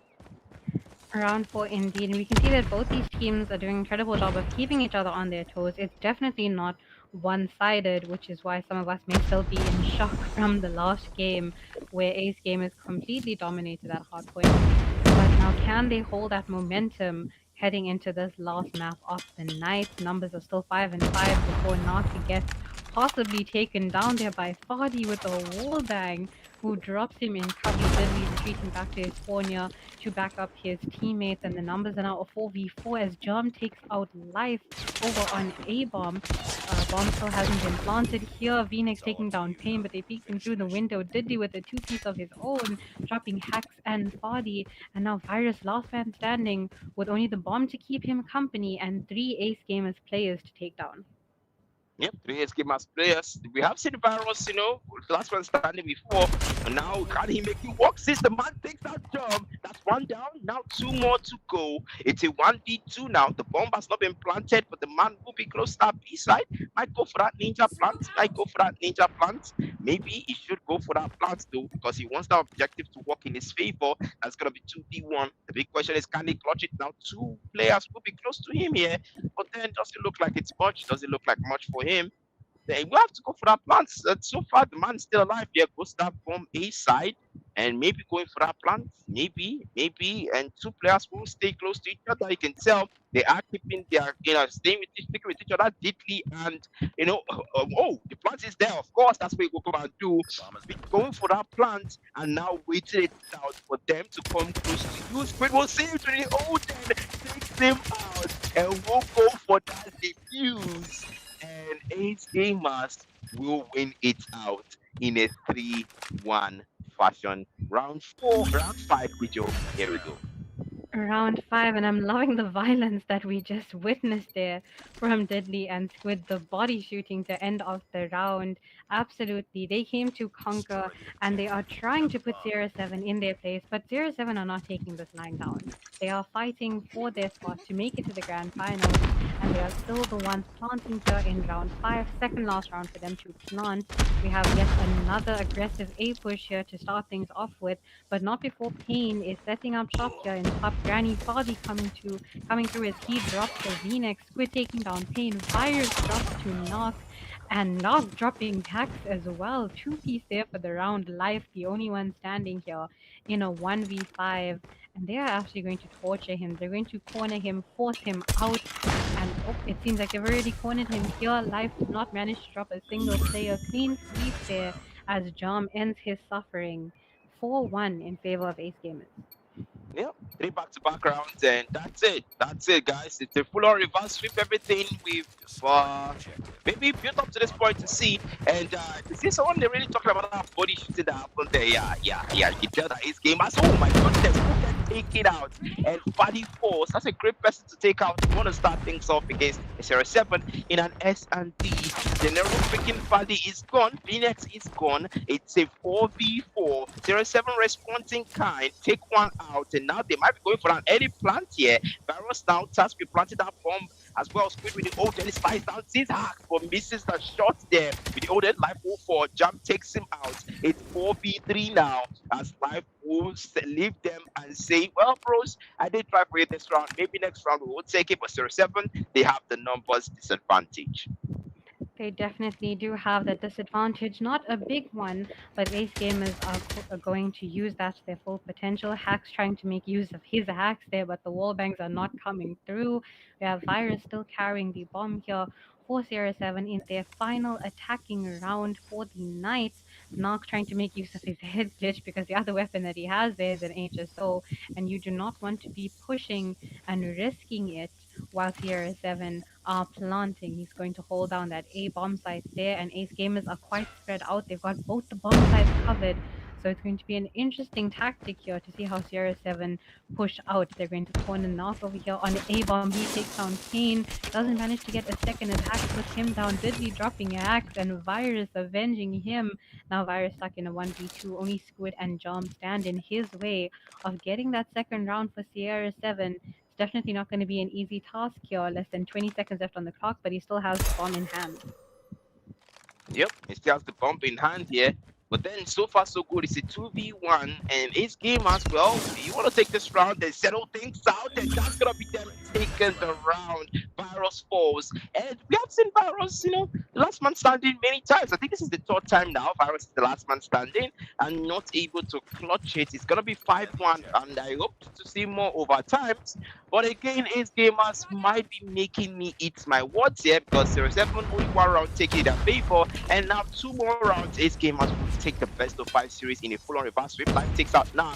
That's one member down. 07 seems to be starting out the round 7 well, quick and forth, and Phoenix move 4. That's a double now for Jam. Now trying to find more, maybe more. And sees the man takes the shot, but my piece out on that one. Machine Pistol able to pick up the kill for him. If sniper doesn't work, the Machine Pistol will, and life will fall. Jump finds the kill. Now it's a 1v3 now. S7, they've got members. Fadi is alive, but the big question is, can he make the clutch? But then this game must have 4 rounds cushion here. Now sees the man take the shot, and the VMP will win that out. And 07 will finally take one round for themselves. I am absolutely at a loss for words because I did not expect Ace Games to be put in that situation.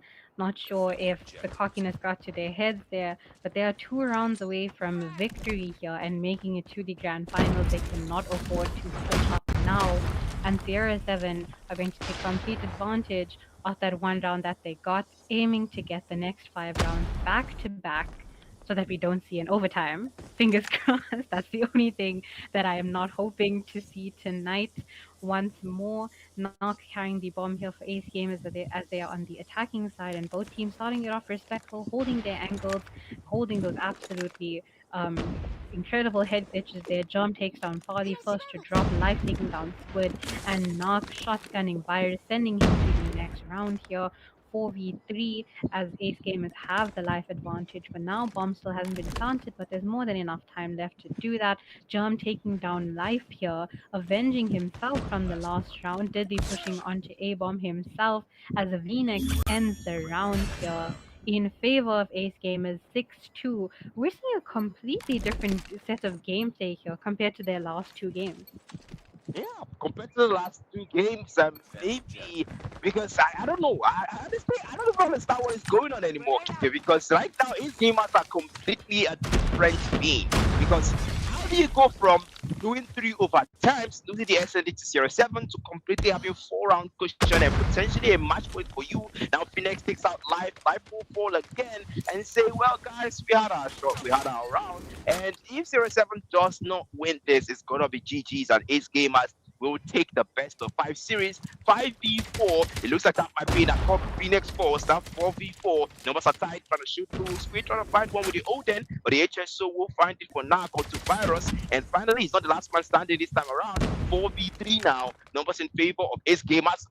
3v3. Numbers are tied. Buddy picks up one. Squid will fall. And that's the numbers tied. Series 7 are still fighting because everything is at stake in this round. They are still in this to win this indeed, but Ace Gamers are at match point here as Diddley drops hacks and Jump takes out General Fardy from the back and drops Yeah. Kane as well. Fries are in the bag. S7 are out of their misery. And this is the reverse sweep that we came to see from Ace Gamers. I'm beyond happy right now. Yeah, this is the reverse sweep. But I just saw somebody in the chat now saying, "Hey, please be PDX for us." Oh my god! Yeah, so yeah, it's a pretty impressive gameplay from this game. 3 back-to-back round maps taken. It's a pretty impressive reverse sweep. If you voted Ace Gamers to the match on our website, congratulations! You have just won one prediction correctly amongst the others, and you are closer to that reward. And of course, if you voted 07 to win. Unfortunately, better luck next time. But it's been an amazing gameplay. We see. Look at the stats here, Kijo. You can see Jam on 179 impact. That is absolutely incredible here. And we can see that Sierra 7 did not go down without a fight. Virus and Pain were both fighting for Sierra 7's chance to take the series for the night. But unfortunately, it did not work out in their favor. And Ace Gamers proved to be superior for now as they get ready to head off into their battle with Paradox. Yeah, battle with PDX. And is PDX, that's going to be the big question. And somebody already said big PDX for dogs. Well, whether they beat PDX or not, that's going to be something we're going to get to see eventually. But it's been an amazing gameplay from both teams. You can see the stats here. Production still showing us the stats. So I'm going to come on and talk about that a bit. And yeah, it's taking it away. We win Jared. And so far, it's been an impressive gameplay from both teams. 7 fought hard, but Ace fought harder. And they came out with a victory in a best of 5 series. Amazing tenacity and gameplay from Ace as they will win out in the losers finals.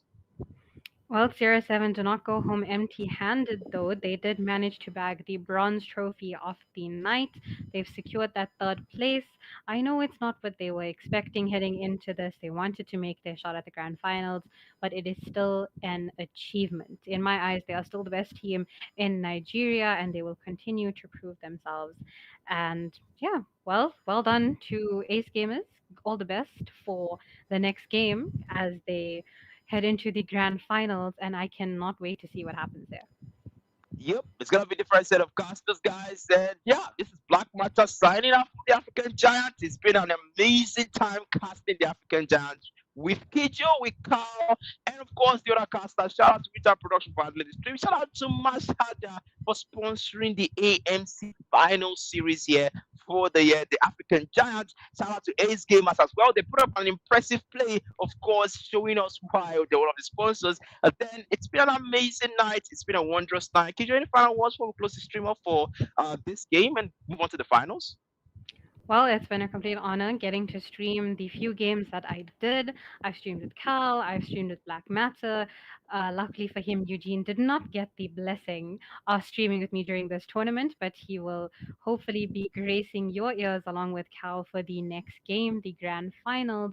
And yeah, thank you to everyone who has been with us through the entire tournament. We could have not asked for better viewers, better supporters here for these teams that have played, and we'll see you guys in the next tournament.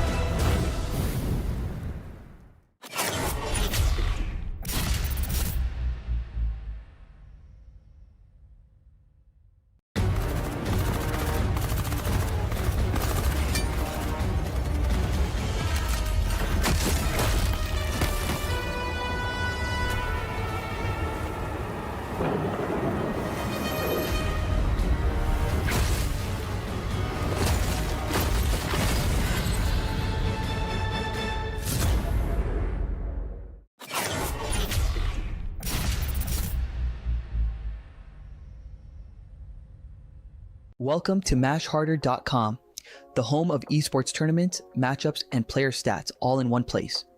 In this walkthrough, we're kicking things off with the tournament page showing you exactly how to navigate through each tab and get the most out of the platform. First up, the Overview tab. This is your go-to spot for everything you need to know about a tournament at a glance. The Overview tab gives you a complete snapshot of the entire tournament, who's playing, what's happening, and how far the event has progressed. At the top left, you'll find the tournament name along with the start date, prize pool, and number of participants. Right beside it, on the top right, you'll see the completion rate displayed as a percentage, showing how far the event has moved from the early rounds all the way to the finals. And right below that, there's the top 3 predictions section, a brand new feature that'll be explained in detail soon. Scroll down and you'll find the tournament details and participants list, giving you a quick look at everyone taking part. Next, we've got the Bracket tab, where the real action unfolds. The bracket view gives fans, players, and organizers a clear look at the tournament structure, current standings, and who's qualified for the next round, all updated live as matches are completed. In short, this is where you come to see who's climbing to the top and how the story of the tournament unfolds, one win at a time. Moving on to the Matches tab, this section breaks down every matchup round by round, from the opening games all the way to the grand finals. You can easily check who played who, the results, and who advanced to the next stage. Gameplay replays will also be made available here, so if you missed any matches, you can catch up and watch the highlights later. Everything updates automatically, so you're always seeing the latest results and scores. Finally, let's check out the Standings tab. This section ranks all participants based on their performance, showing their wins, losses, and total points earned throughout the tournament. Whether it's a solo competition or a team-based event, this tab gives you a quick look at who's leading the pack and who's still fighting their way up the rankings. It's simple, clean, and the perfect place to track overall progress at a glance. Welcome to the Predictions tab, where you can put your esports knowledge to the test. There's 2 types of predictions you can make: top 3 predictions of who's going to get the farthest, and single predictions for who you think will win a specific match. You can find top 3 predictions in the Overview tab. Here you'll be able to choose which players or team is going to take the top 3 spots.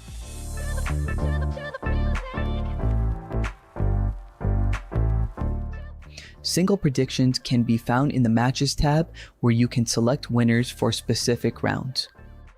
Back to the Predictions tab, the first thing you see is the leaderboard, which ranks everyone who's made predictions based on their points total. On this board, you can track each user's performance, seeing their specific top 3 picks, the number of top 3 spots they got correct, and their overall PW, predictions played to 1 ratio. Your ranking is determined by the point system. Correctly predicting the winner of a single match earns you +1 point. Correctly choosing the top 3 in any order earns +5 points, and correctly choosing the top 3 in the exact order earns a massive +10 points. The tab is fully interactive, allowing you to click on the P/W number to see a detailed list of every match prediction the user made, and clicking on the total points reveals a full points breakdown, summarizing how they earned their score. This tab is your home base for competition and score tracking, allowing you to track your rivals and polish. Welcome to the Predictions tab, where you can put your esports knowledge to the test. There's 2 types of predictions you can make: top 3 predictions of who's going to get the farthest, and single predictions for who you think will win a specific match. You can find top 3 predictions in the Overview tab. Here you'll be able to choose which players or team is going to take the top 3 spots.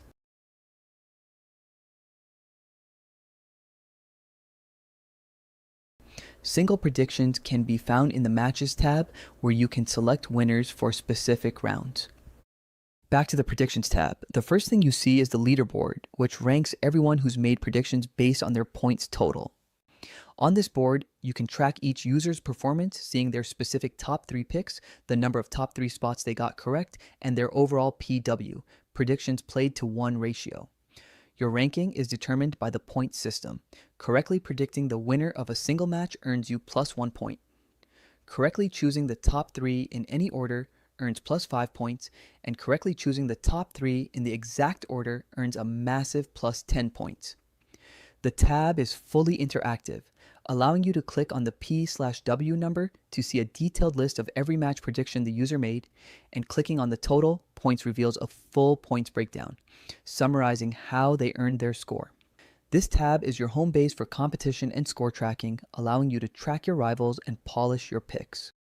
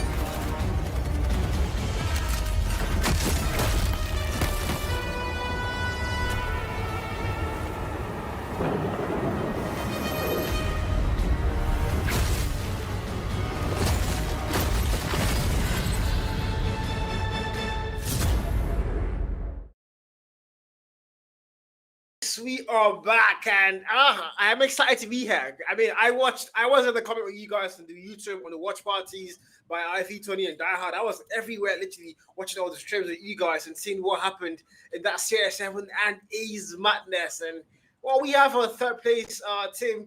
We are about to find out who's going to be first and second for sure. But my God, that was crazy. I want to get what Abu Dhabi and Kijo think about that. Abu Dhabi, what do you think about that game, the first game which you saw, man? Sweet Jesus, leave it to Sierra 7 to drag things out to the end. Always. It's always a 7 who will keep us here to the end. They just won't die. But unfortunately, this was not their day.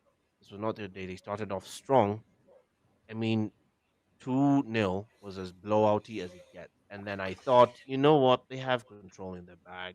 And then, oh, shit. Okay. Yeah, reality is often disappointing because from then on, full sail reverse and then some. So here we go. It is Ace versus Paradox in a grand final once again. I don't believe it. I do not believe it. Madness is trying, they say Madness is trying to do the same thing over and over again. Will Ace try and go at the Paradox players the exact same way they did? Because that was just yesterday. I mean, that was just yesterday. I don't know. Kijo bore witness the whole mayhem that S7 just lost. Based on what you just saw, do Ace have it in them to face up against Thanos? Well, I can say that Ace Gamers and Paradox, the rosters themselves, they have a lot of history, fighting for the title at Africa Champs. They've fought each other at Advanced Warfare. We already saw them in the upper bracket where Paradox sent them down under. And now Ace Gamers, they're definitely tired of being beat on. They Mm. have to try and make a comeback here and Yeah. hopefully take the win home for tonight. And take the win home, they will try because hardpoint begins on Hacienda. Hacienda, Spanish for home or ranch, I think. But hey, doesn't matter because what matters now is this grand final. We start off right out the gate. They come out bursting. P1 falls for Paradox, who now take the lead for the first time. A thin lead, but one they can surely and certainly appreciate to build off the momentum. 30 seconds left of the first 60 on this first hard point on P1. Welcome to Hacienda, people. This is your grand final, the African Giants. This is for the big buck. I'll take us away. They start things off really well. PDX. Oh, well, we did see A start things off well on the P1. They got there first. They started to rack up hard points. And they got the 7-point mark. And since then, they've been put to a hold. As PDX are now going to absolutely slaughter them out. I mean, we saw them the first time earlier yesterday. And that was in the upper bracket finals. And now Ace, fell down there. They took S7 out. We qualified for a chance of revenge here. And so far, it's not looking like a revenge. They are getting put down heavily. Now P2 starts to count, the boys are going to get there first. PDX is going to be able to open things up once again, and Ace cannot find any value whatsoever as they just keep getting shut down. They have the driveway spawn, mind you, coming in through that front door. You can't make any value. Oh my God, man. This is PDX once again showing you guys why they were the first team to qualify for the grand finals here, man. Ace Gamers right now just side chatting everyone on YouTube saying, hey guys, it's about to get bloody. Hey, but you didn't just say who it's going to get bloody for, because right now the scoreline says 70-7. Do not scratch your eyes. 7-10 on the Sparrow to ensure the status quo remains with Paradox. Thanos to remain unbeaten because they're starting off with a vengeance. They're in a hurry to go home, and knowing Darox, they said we're not wasting any time today. He's spurring and pushing his men on to close this out and take the payday as fast as possible. He rotates to P3, position 3 very exposed, where the score streaks will come into play heavily if you have any. There goes Germ, catches 7-Ken, tries for a hit and run, but gets dropped by AU with a pred, raining hell mantra, making use of his operator skill. It's the death machine, knock knock, who's there? Mantra, reaching his own mantra. That's of violence. So they're keeping the wolves at bay for the moment. The contest comes through. Can they make anything of that advance? They do for the moment. It's with Squid on that equalizer to hit 20 points for Ace Gamers before the contest comes with Charisma. Finally, Charisma shows up today. No exams today. The only exam on the table is for him, and the test here is whether Paradox can repeat that performance from yesterday. We draw down P3, final 15 seconds, final hill in this circle. 11 on the clock, Charisma finds a double on the kill fit. It's going to get put down there as well. And scrap time is going to be there. As now, if you're PDX, both the 100 mark, they are going to get both first. And if you're Ace, you need to get that P4. That might be where you start to get a little value once again. And look at that mini map. They are going to send 2 players there first. They're going to get thrown. Right now, comes people. Can he find any value? Squid finds 2. Diddley only able to get 1 there, but also coming suicide in 1 foul swoop. And now that machine bombed out by Knock through that door. Finds a kill. The answer is going to be no. Straight finds me. Your claims 2. Make that 3. It's now the other declares that hell. And PDX once again a both 100-point mark, and so far dominating that gunfight. And my god, Ace, they have to start waking up very soon. They are just going to watch PDX. They're just going to watch PDX dog walk them again like yesterday, man. War Machine on War Machine violence.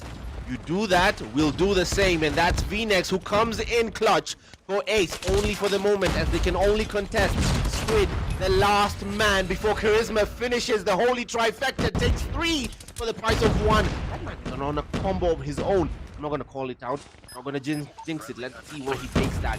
Meanwhile, he keeps collecting through the smoke, firing blindly, and then some on the automaton, and the commentator's curse. My apologies. XM4 draws down, and 710 comes in as the backup to try and compete and complete on the actual objective. That is hold the damn point. We rotate to the hill, started it off by the fountain. Who gets there first? It was yellow for a split second, the pinky toe dipped. But Diox and company will try and frustrate on the respawn, and doing that, just that, on making proper use of that equalizer. Doing anything but equalizing, just keeping the status quo within Paradox's reach. Is a bit of a contest, 143 to 41, but Ace struggling so hard to maintain any sort of control on any hill. They get in there but barely hold it for 10 seconds. That was Charisma. Frustrating access denied by the doorway, but Jam finally breaks through. He plays Overwatch to frustrate for a second, but Diox is in there still with Charisma fresh off the respawn. Diddley tries to deliver the Diddley for the final 10 seconds. And at this point, what will matter is who can rotate first. As usual, our word of the day. This is VNex who gets there first. Will it matter if he cannot hold it? Because so far that has been the story. And now it is there. Full send of a Paradox squad through the smoke. Proverbial Batman will try and break through.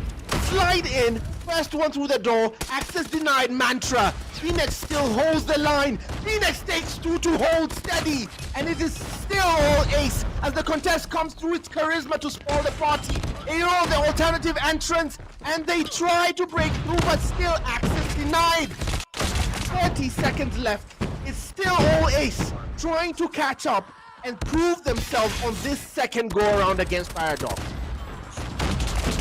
I mean, they're going to break in, and they are going to hold that down now for the last 23 on the clock and counting down. VNex now with the War Machine, trying to find value 3 with the you're able to get that one. Till he finds him first. They are going to get the break to come. Till he finds one. Diox with the pointing glove. Quickly to Mike Tyson over and over again, as he's going to put everybody down. And PDX are going to get the last 7 on the clock with Scrabble. Now you need to go next though. He's going to go to that next P3 first. Look at that mini map. Rotations are going to be very important, and it's only the one player for is able to make it there. Player number 4. That's going to be Jam.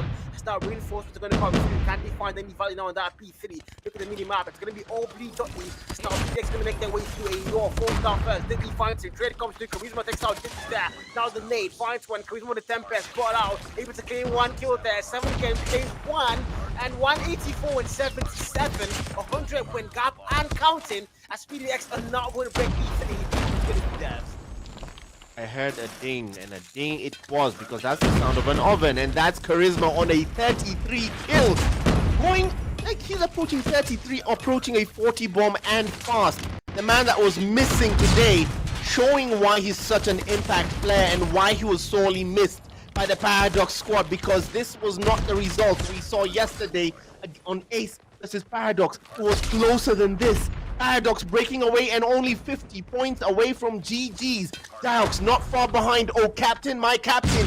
Level on the kill field with 35 kills to his name. We're still on P3, drawing down to the final hill. And it could be this one that closes it out if Paradox hold a full 60. Narc tries to prevent that by any means necessary, but that doesn't seem to be a choice that Diox will let him make. He's going to make that choice for him, and he takes it back for Paradox. 50 seconds and counting. Can they close this out? Through the walls, Paradox dropped by Diddley. The trade comes through instant. That instant response from 7Ken as well. Raining hell on the Pred, but hitting absolutely nothing.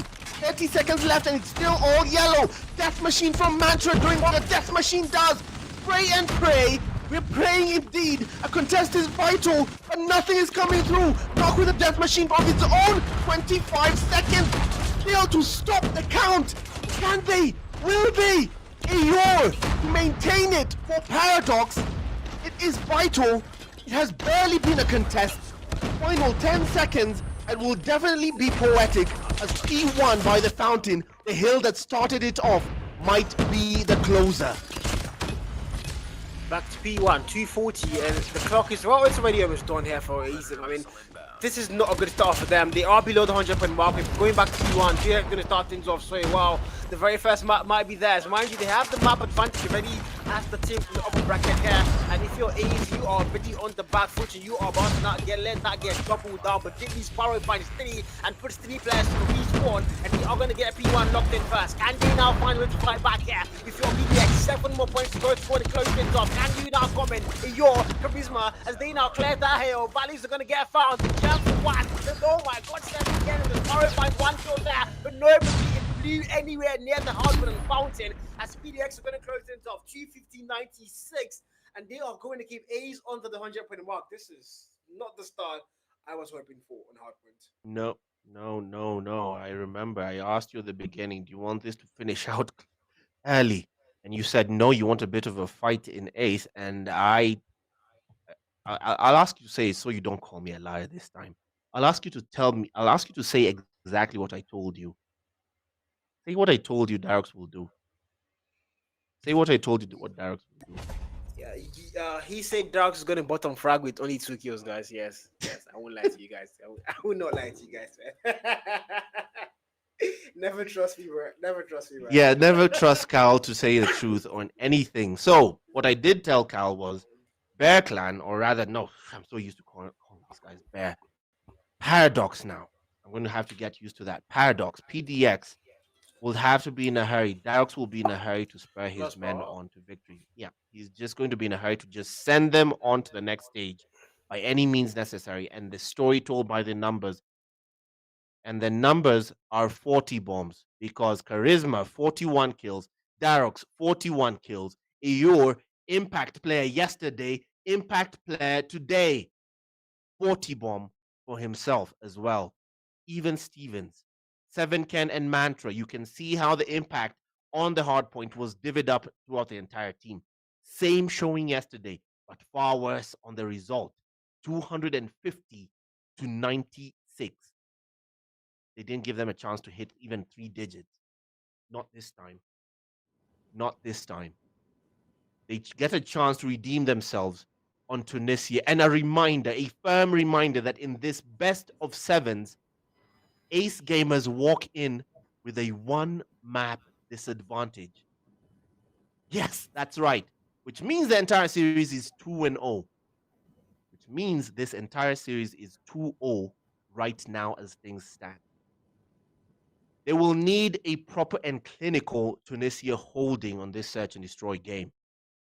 The Snipey Badlands, the North African Badlands, will be the venue, and oh my goodness, the proper venue for an entertaining SND, because I am in for a map I absolutely hate for control, so I'd better savor this. Yeah, Cal is still SND, here. well, I mean, Tunisia S&D is one of those modes I think I really want to go and see. We've seen these guys play on the map before, but these teams again, I think we saw that yesterday as well. So it's again, we saw PDX yesterday. They looked a lot better. They were just a lot more technical. They had the better gun skill. And you know, if you're A's, you are fresher on actual game. You just beat S7, so you have that a little bit of momentum boost in your side. So I think the one thing they have to now find is just, and you might have been set down by these same guys, but I mean, you just go off an actual fresh game. You have your hands warmed up, your phones are heated up. You want to just go and get so I mean, the hard-point game maybe slow start, but Search and Destroy might be where they're going to start to get a little value here and force a potential map 5, map 6, whatever. But right now, if you're PDX, you are looking good. You are 2-0 up, and 2 more maps to close things off, and another flawless win against A's to go and claim the actual gold trophy and the throne as the African Giants. Yeah, so we now go to S&D 5v5 round 1. Take us away, man. And right now it is 7-can. Heavy is the head that wears the crown, and the crown is that unenviable task of putting down the bomb. Gyrox kicks us off, claiming first blood as Ace lose a man. 4v5, a steep hill. If already the task wasn't any steeper, they have to fend this off. Germ responds in kind and takes charisma, vital pickings to begin with. 7-can still looking to put down the objective. Doesn't know yet. Gonna wait for his teams to do some recon. It's slow and steady on the movement. No hard rushes, but they commit to the B side. Is the info out? It might be VNex suspects something. He had a bit of movement, a bit of tiptoeing. He's going to wait for something. Oh! He went off his scope a bit too early, and now he's had has to retreat, but no chance as EU finishes the job before he could scream and a body shooting from Squid. How are you body shooting at this point? Why? I'm not complaining. I don't think I'm complaining. I don't think Chad is actually complaining. It's a Eugene thing, guys. He's the only one saying how. I'm happy, body shot the man. Even if you're losing, I mean, it's something to go. It's still a story to go and tell. I body shot Darks, even though I lost the game. But again, sorry far 1-0. PDX is going to get things locked in, and they are going to start off very well. And if you're A's, this has not been the start you're looking for in S&D. You've lost hard points. You are behind by 2 maps now. It's now map 3. Well, map 2 kind of loaded in, and you are starting things off very slow. 5v5. Snipers are not brought up by VNex there on the 0 kill block. That's again his very first blood. Can they find any value now? Jam looking for those wall backs. No value found. Hitting with the very first kill. Down puts him down. 7-can finds 1. Mantra finds 1. And 2 more players in a 2v4. The bomb about to go get planted now by PDX. They are not going to move all the way to the A side. And 7-can now with the bomb plant coming through. Knock. Looking for a single pixel here. The shotgun in hand for him. That's now 1 more player falls. VNex the last man. Both players fall. GG's 2-0. PDX are going to start things off absolutely stunningly. And if you're A's, my God, I don't know what this is, man. I do not know what this is. Wow. Okay. This is PDX beating them like a rented mule. A rented mule. I mean, it's like Ace gamers owe them money. We start off again. 7-can still carrying the bomb, and not so unenviable considering what kind of backup he has. VNex falls first blood on this round. Round number 3, Squid added to the tally and fast. The dominoes are falling faster than bowling pins. And that is, oh my goodness! He didn't even get a chance to get through that corner before Darks claimed him. Ayur adds Germ to the tally, and that is the nightmare words for Diddley. You're the last one complete the mission against a 5-stacked Paradox. It's charisma on the spear, who goes for the traditional African form of attack. A spear. Oh, Lord, Lordy, Lord. 3-0, 3-0. PDX are, well, off to a very good start. That's exactly where they would want to be. And if you're A's, you are shaking, aren't you now? It's not Jam, first kill. Dogs gets put down. And Squid overextended. He might be able to claim double. Only finds 1. Trade finds him there. But now numbers are close. 3v3, very much on par. Could be anybody's round. If you're A's, you need this to be your very first round. So you can start to get a little momentum in your favor now. 7-can sniper there. No value found. The bomb has not been put down. And Mantra with the task to put the bomb plant for them.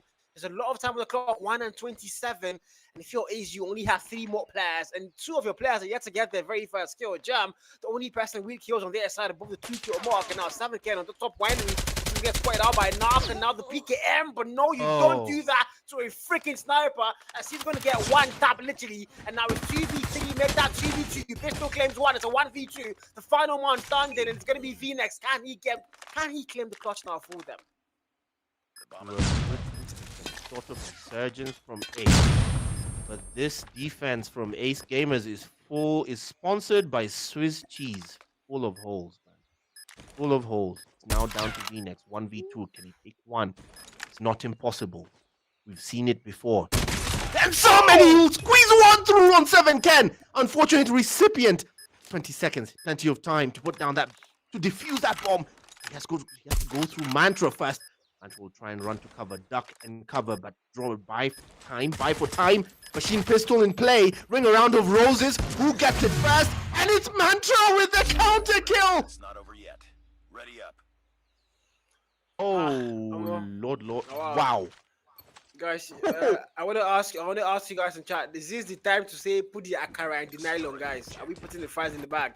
Because right now, if you're Ace, man, 4-0. This is not looking. This is the grand finals, and I mean they fought so hard to get here. We saw them do the first few rounds against Series 7. Then they win 3 back-to-back rounds for a full reverse sweep, and now they are being put down heavy. Yeah, but look at this round. Things are going to start well. 4v3. They have numbers now. Can they now make this work? The bomb not put down. 7 Ken has got the bomb in hand. Didn't he? Sees one more player. Charisma falls. And finally, they are going to get a little bit of life now to count. 7 Ken, sniper in hand. Looking for value. Mantra finds a double. Mantra falls. 7 Ken finds one. Sniper. Oh my god! How?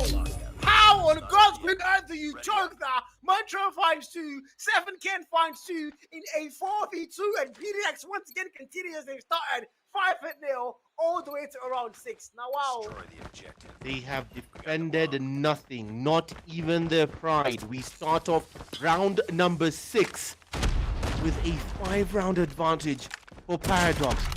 Oh, going long starts off V-Nex. The trade is instant from Mantra, who claims 2 for the price of 1. Germ levels the playing field. You will trade instantly. Respond in kind as Knock does the same.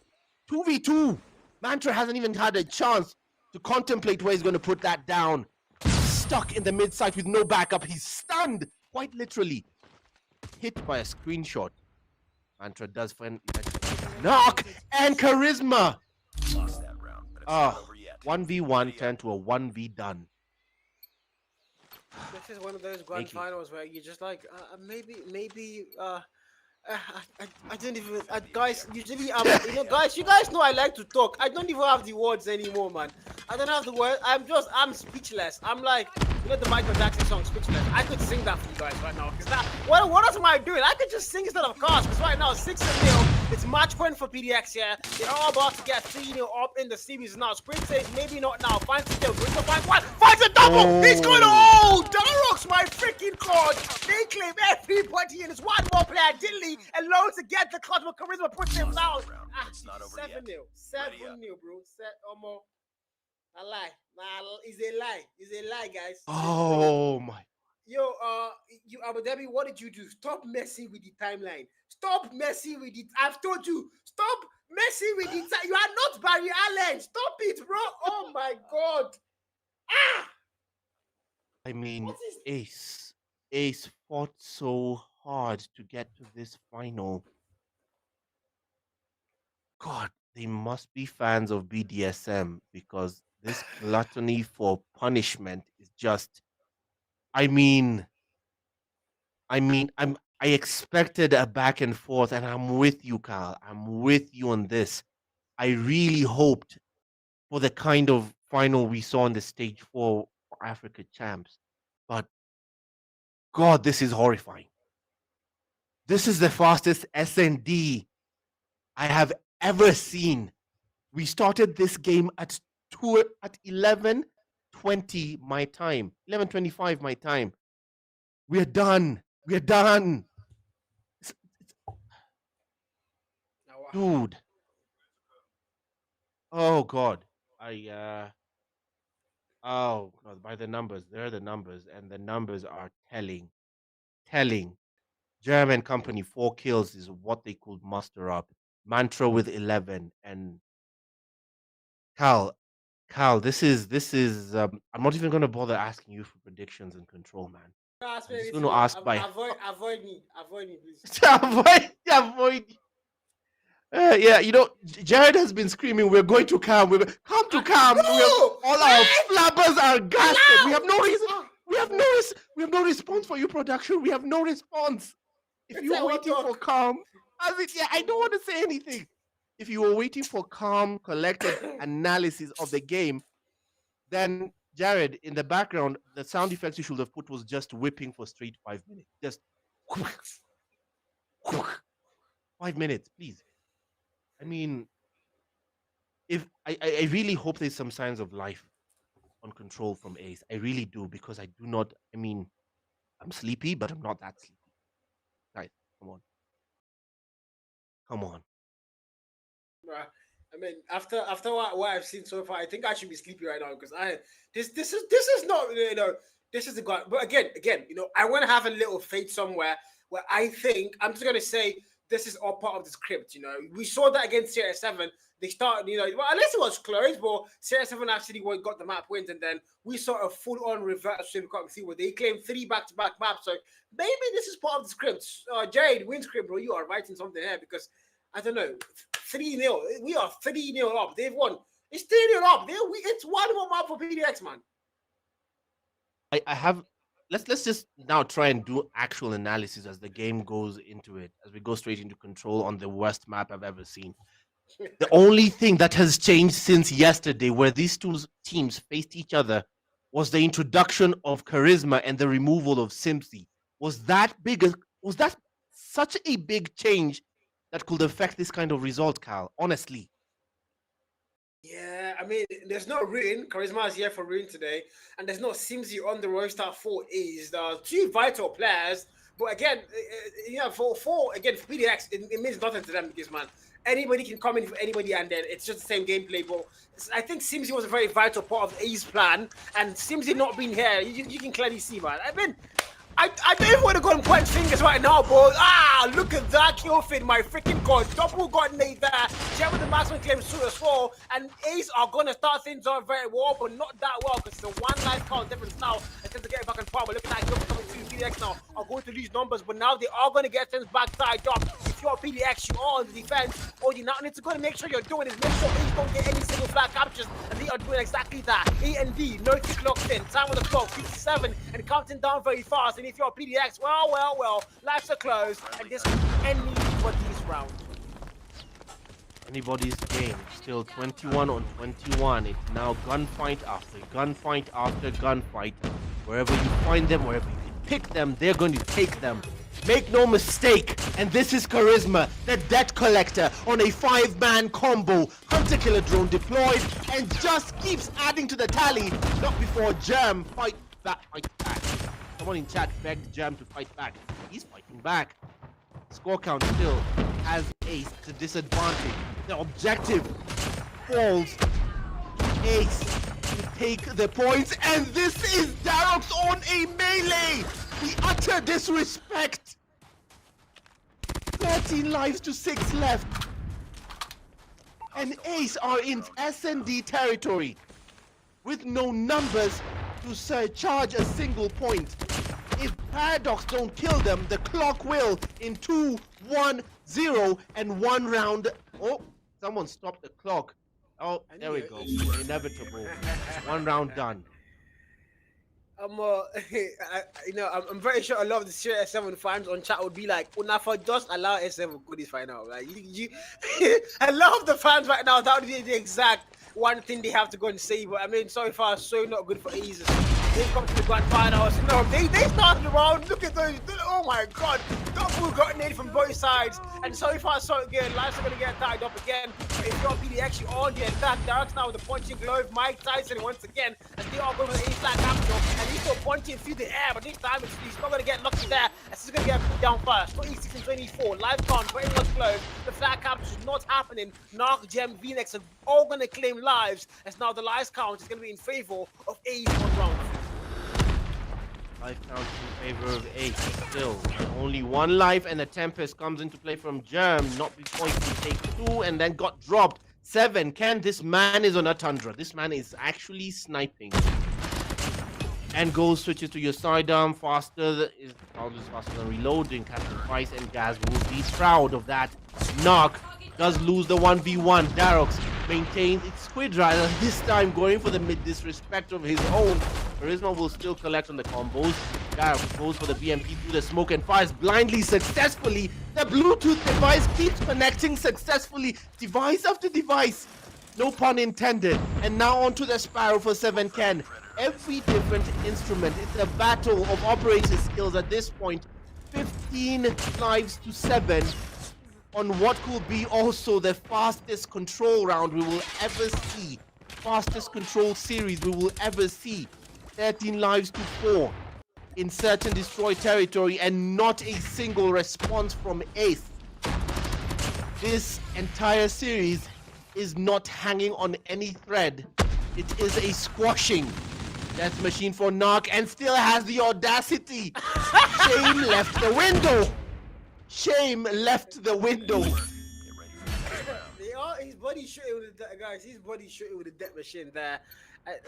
I don't even know, guys. Guys, I promise you, this is not how I usually cast. I cast a lot, man.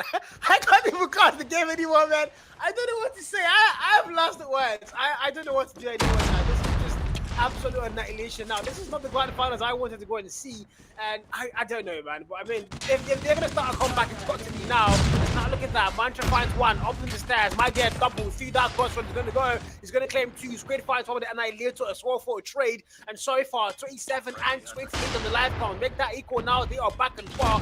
The bench, WPDX and Ace are going to be on the attack. Can they find captures? Can they find a way to start things off on a good no hair on round 3? Because they need to find a comeback and it's got to start now. This might be the very final map and the best of 7. And mind you, Ace have not claimed a single one yet. The only comeback that's coming back now is a comeback to collect more beating. Because right now there is clearly no surmounted charge from Ace. The responsibility to cap any sort of points falls to them still, and not even a single pinky toe. That's Darox, who adds to the tally of shithousery. More body shooting. This is Ayur just collecting. Where did Ayur get that combo from? It's a combo that leads to 7. Not before it's taken down. That's a commentator's curse. Wherever we get to, not gonna call that one out. 20 to 4. No time for Charisma. 19 to 3. Still no time. With 4 seconds left, it's 18 to 2. You know what? I'm going to say it anyway. Charisma was on 13 kills because he can't get to a nuke. There's no nuke to be had. The series is over. The championship belongs to Paradox. That I'm going to ask production. I beg, did we need to stream this game? Did we actually need to stream this game? I want to ask. I want to be sure. Was there a need? Because I don't know, man. I mean, look at that. What 3-0, 7-0, 250, 96. Not even anywhere near the 150 point mark. They could not get above 100 hard points. They could not get one single round in S&D. 3-0 on control, and this is a 4-0 smashing in a grand final. And this just tells you that, my God, PDX are truly the African giants. And usually I would have a speech to go and give, but I have nothing to say because I am traumatized. Yeah.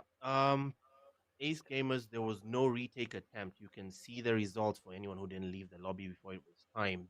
There was not a single retake attempt. This was purely a guided tour of a graveyard. A guided tour of a graveyard being led by Paradox. And not to take away from their victory because they have made it stunning. They have made it stunning. A stunning victory for Paradox, who take the African Giants series and prove exactly as they are African Giants. And there it is, the final play, the final breath, the final bullet of an unforgettable journey, although I wish I could forget that grand final. From 12 teams at the start to one champion at the end, we have Paradox Gaming, a newly reformed, revamped, formerly known as Bears. That same squad that represented Africa on the grand stage of Call of Duty on the world stage has taken the African Giant series. We're going to have a bit of analysis. Kijo will join us for this right now. Kijo, you still hear this? I'm still here. I'm at a complete loss for words. I'm in shock. That was why was the lower bracket finals quicker than the grand finals? Where was the grand? What just happened? Oh my god. I'm in Yeah. shock. They have climbed through the brackets. They weathered the storms, survived heartbreak, and delivered greatness worthy of giants. What can you make of all the plays delivered by Paradox so far? Let's just discuss the winners. What went right for them?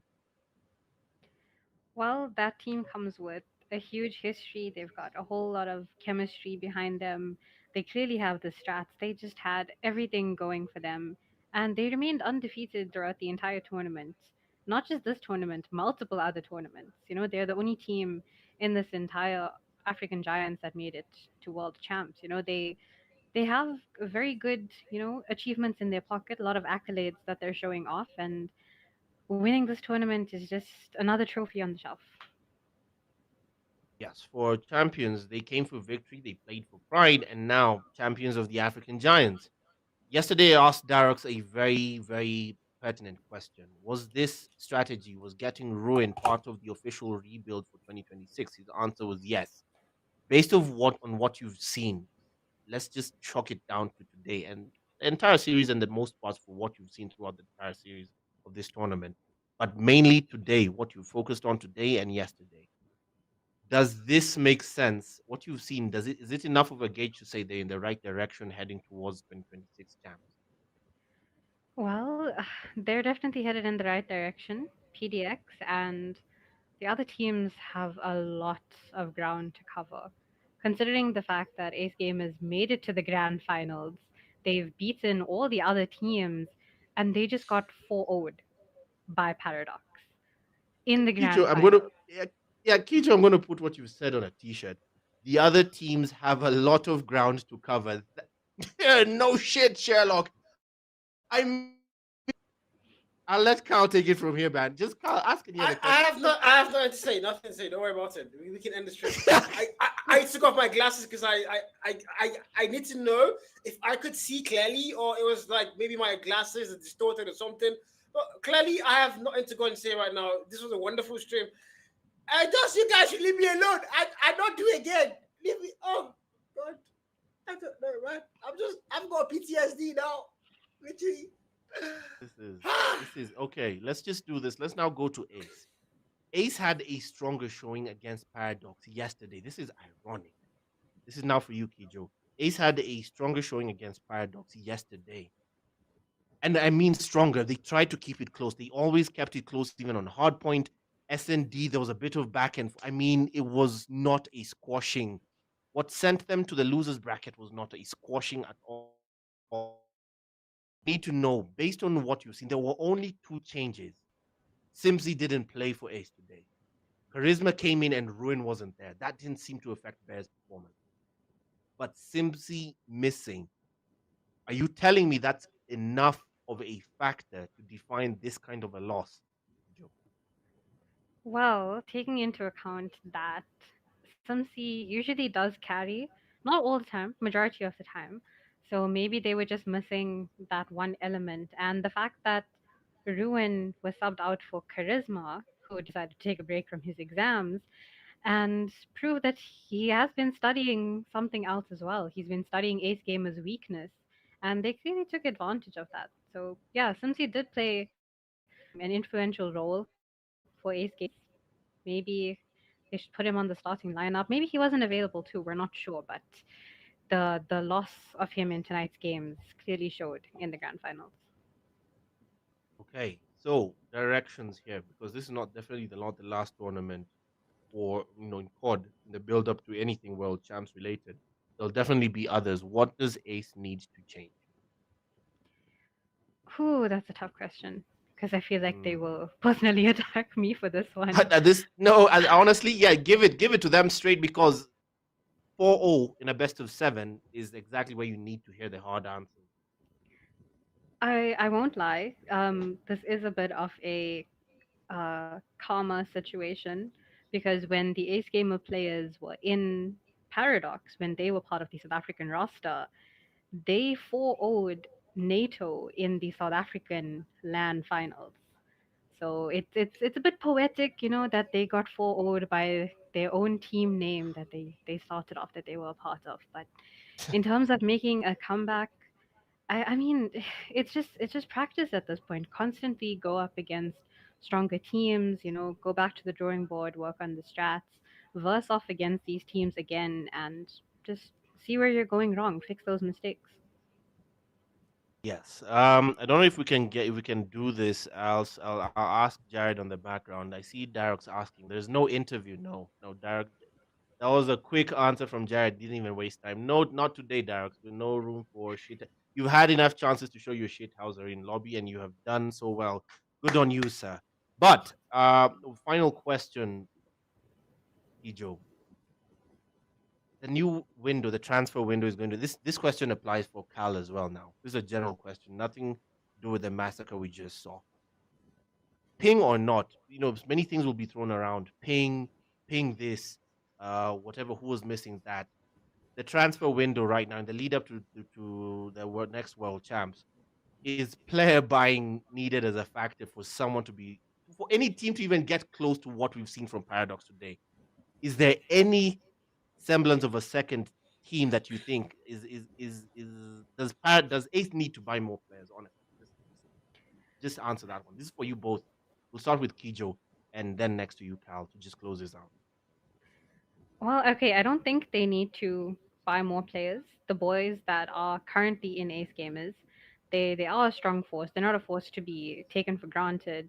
They come in strong. It's just they have this one like arch nemesis, and it just keeps sending them home crying. It's part of their nightmares. It's devastating. Maybe if they can get maybe one more player, um, I won't really specifically call it out. I will work on that behind the scenes. But yeah, hopefully it'll build the team up to a bit stronger and get them the comeback they deserve. Cal. Yeah, personally, what I think is again, we saw on PDX side, we saw the whole revamp where they brought in the Egyptian players. We saw Reen come in, Darks come in, and this is not something of a multinational roster where it's not dependent on one particular nation. Yes, there's still a lot of Egyptians there, but they have a Moroccan. They also have a guy from Ghana. So I think the one thing we need to focus on now in the African scene is getting multinational rosters out there. This whole excuse of pinging servers, it's something we have to get past and bring better teams together. There are a lot of these players. Yes, they're good in the national teams, but I'm very sure if they spread out and partner with other countries and other regions and come together and form, all-star rosters, we can get like 3-4 all-star teams in AF. I'm very sure. So that would be where we actually get the actual competition we need. But if we're gonna stick to nationals, then we're just gonna keep seeing the one same team for the next couple of maybe 2 years. Just go to champs and then finish off in a very bad sport. So yeah. That's what I think. Well, it seems chat seems to have a similar line of thinking. Yes, some certain players will need to be added to the roster to try and match up to what guys are referring to as prime cast esports. So that's I assume I they're talking agree. about now what Paradox has become because they are scary. They are outright scary to look at. So definitely, this tournament has given teams something to reevaluate, something to think about. Because I will be honest, if Sierra 7 came to this final, I do not think the result would have been any different. They were unable It to wouldn't lock happen. in. Yeah, if they were unable to lock in that best of five. If I'm gonna go and say it outright, I don't think it was gonna be better. I think it was gonna be a little bit worse. That's why Mm. I'd say, to be fair. If Ace could come this far, I mean, come on. Ace did win S7 twice in this same event. So if you're gonna say, oh, if S7 came here and done better, I think that's a blatant lie, and you're lying to yourself. It wouldn't have been any better. Might have been the same or maybe even worse. That's what I think. All right. Well, that brings to an end the entire African Giants series. The entire tournament has come to an end. But for our champions, this is your moment. Title earned, a legacy secured, a name carved into African history. Paradox, once more reborn from Bear, have taken the championship. The guts, the glory, the whole shebang belongs to them. Signing off from the Kenyan capital in Nairobi, where it is 7 minutes to midnight. The name is Eugene Abu Dhabi. I'll leave it to Kijo and Kyle to sign off as well. Now, Kicho, please tell me where you're from. Just think from Tanzania. I'm still at a loss for words. My heart is still so broken. But yeah, signing off from the home of Ace Gamers, still to put them out there. Yeah, South Africa, it is currently 11 o'clock here. So I am going to go cry myself to sleep after today's massacre. But yeah, it's been an honor being here throughout the African Giants journey. Yeah, again, well, it's your boy Carl, but of course, before I go and say goodbye and where I'm from, I'm just going to tell you guys, we're going to give us a little bit of a rundown of how we got here to the African Giants event. We started things off with the Oasis Championships, and we did see NDS go and claim that as the #1 team in the Oasis Champs. We then got to the Eternal Vows event, the celebration of love between Clemson and Ruby Love. And ever since then, my WhatsApp status, my TikTok, FYP, it's been love, love, love all through, and it's very upsetting. Clemson, mind yourself. And of course, after that, we went to the third one, the Advanced Warfare, where tactics actually met chaos, and that was absolutely insane to go and see. And then we finally made our way here to the grandest of all the events, the African Giants, where we have now crowned, our #1 teams, and that's going to be PDX. And look at that. Oh, but mind you, if you look at the bracket run for PDX, they did not drop a single map. I don't know how we forgot to bring that up the whole time. They did not drop a single map all the way from round 1 to the actual grand finals in the freaking upper bracket. That makes no sense. And that just tells you, man, these guys need competition. Somebody, please. But yeah, guys, that's it. And this is where I say goodbye. And of course, it's your boy Carl signing off from Beijing in China. And this is currently 1 p.m. If you don't believe me, don't go sign, bro. I'll see you guys in the next one. Have a lovely night. And, stay with you guys. Goodbye.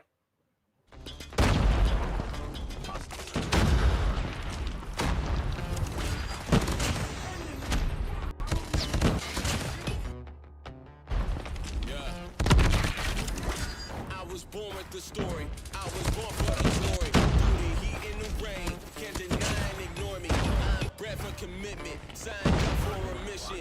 Yeah, it comes with the price. It's all in the description. My time has arrived. I can't hesitate. Nothing is in my way. Knocking down barricades.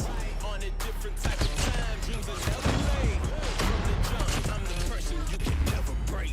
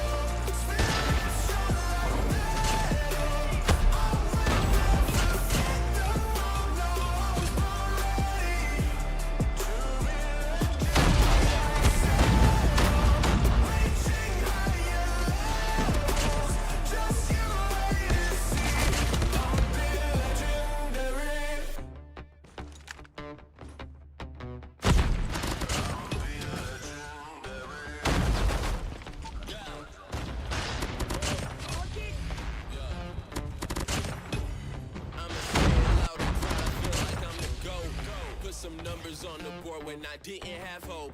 Whatever comes my way, I'm with all of the smoke. Mark my words, that's the realest thing that I wrote.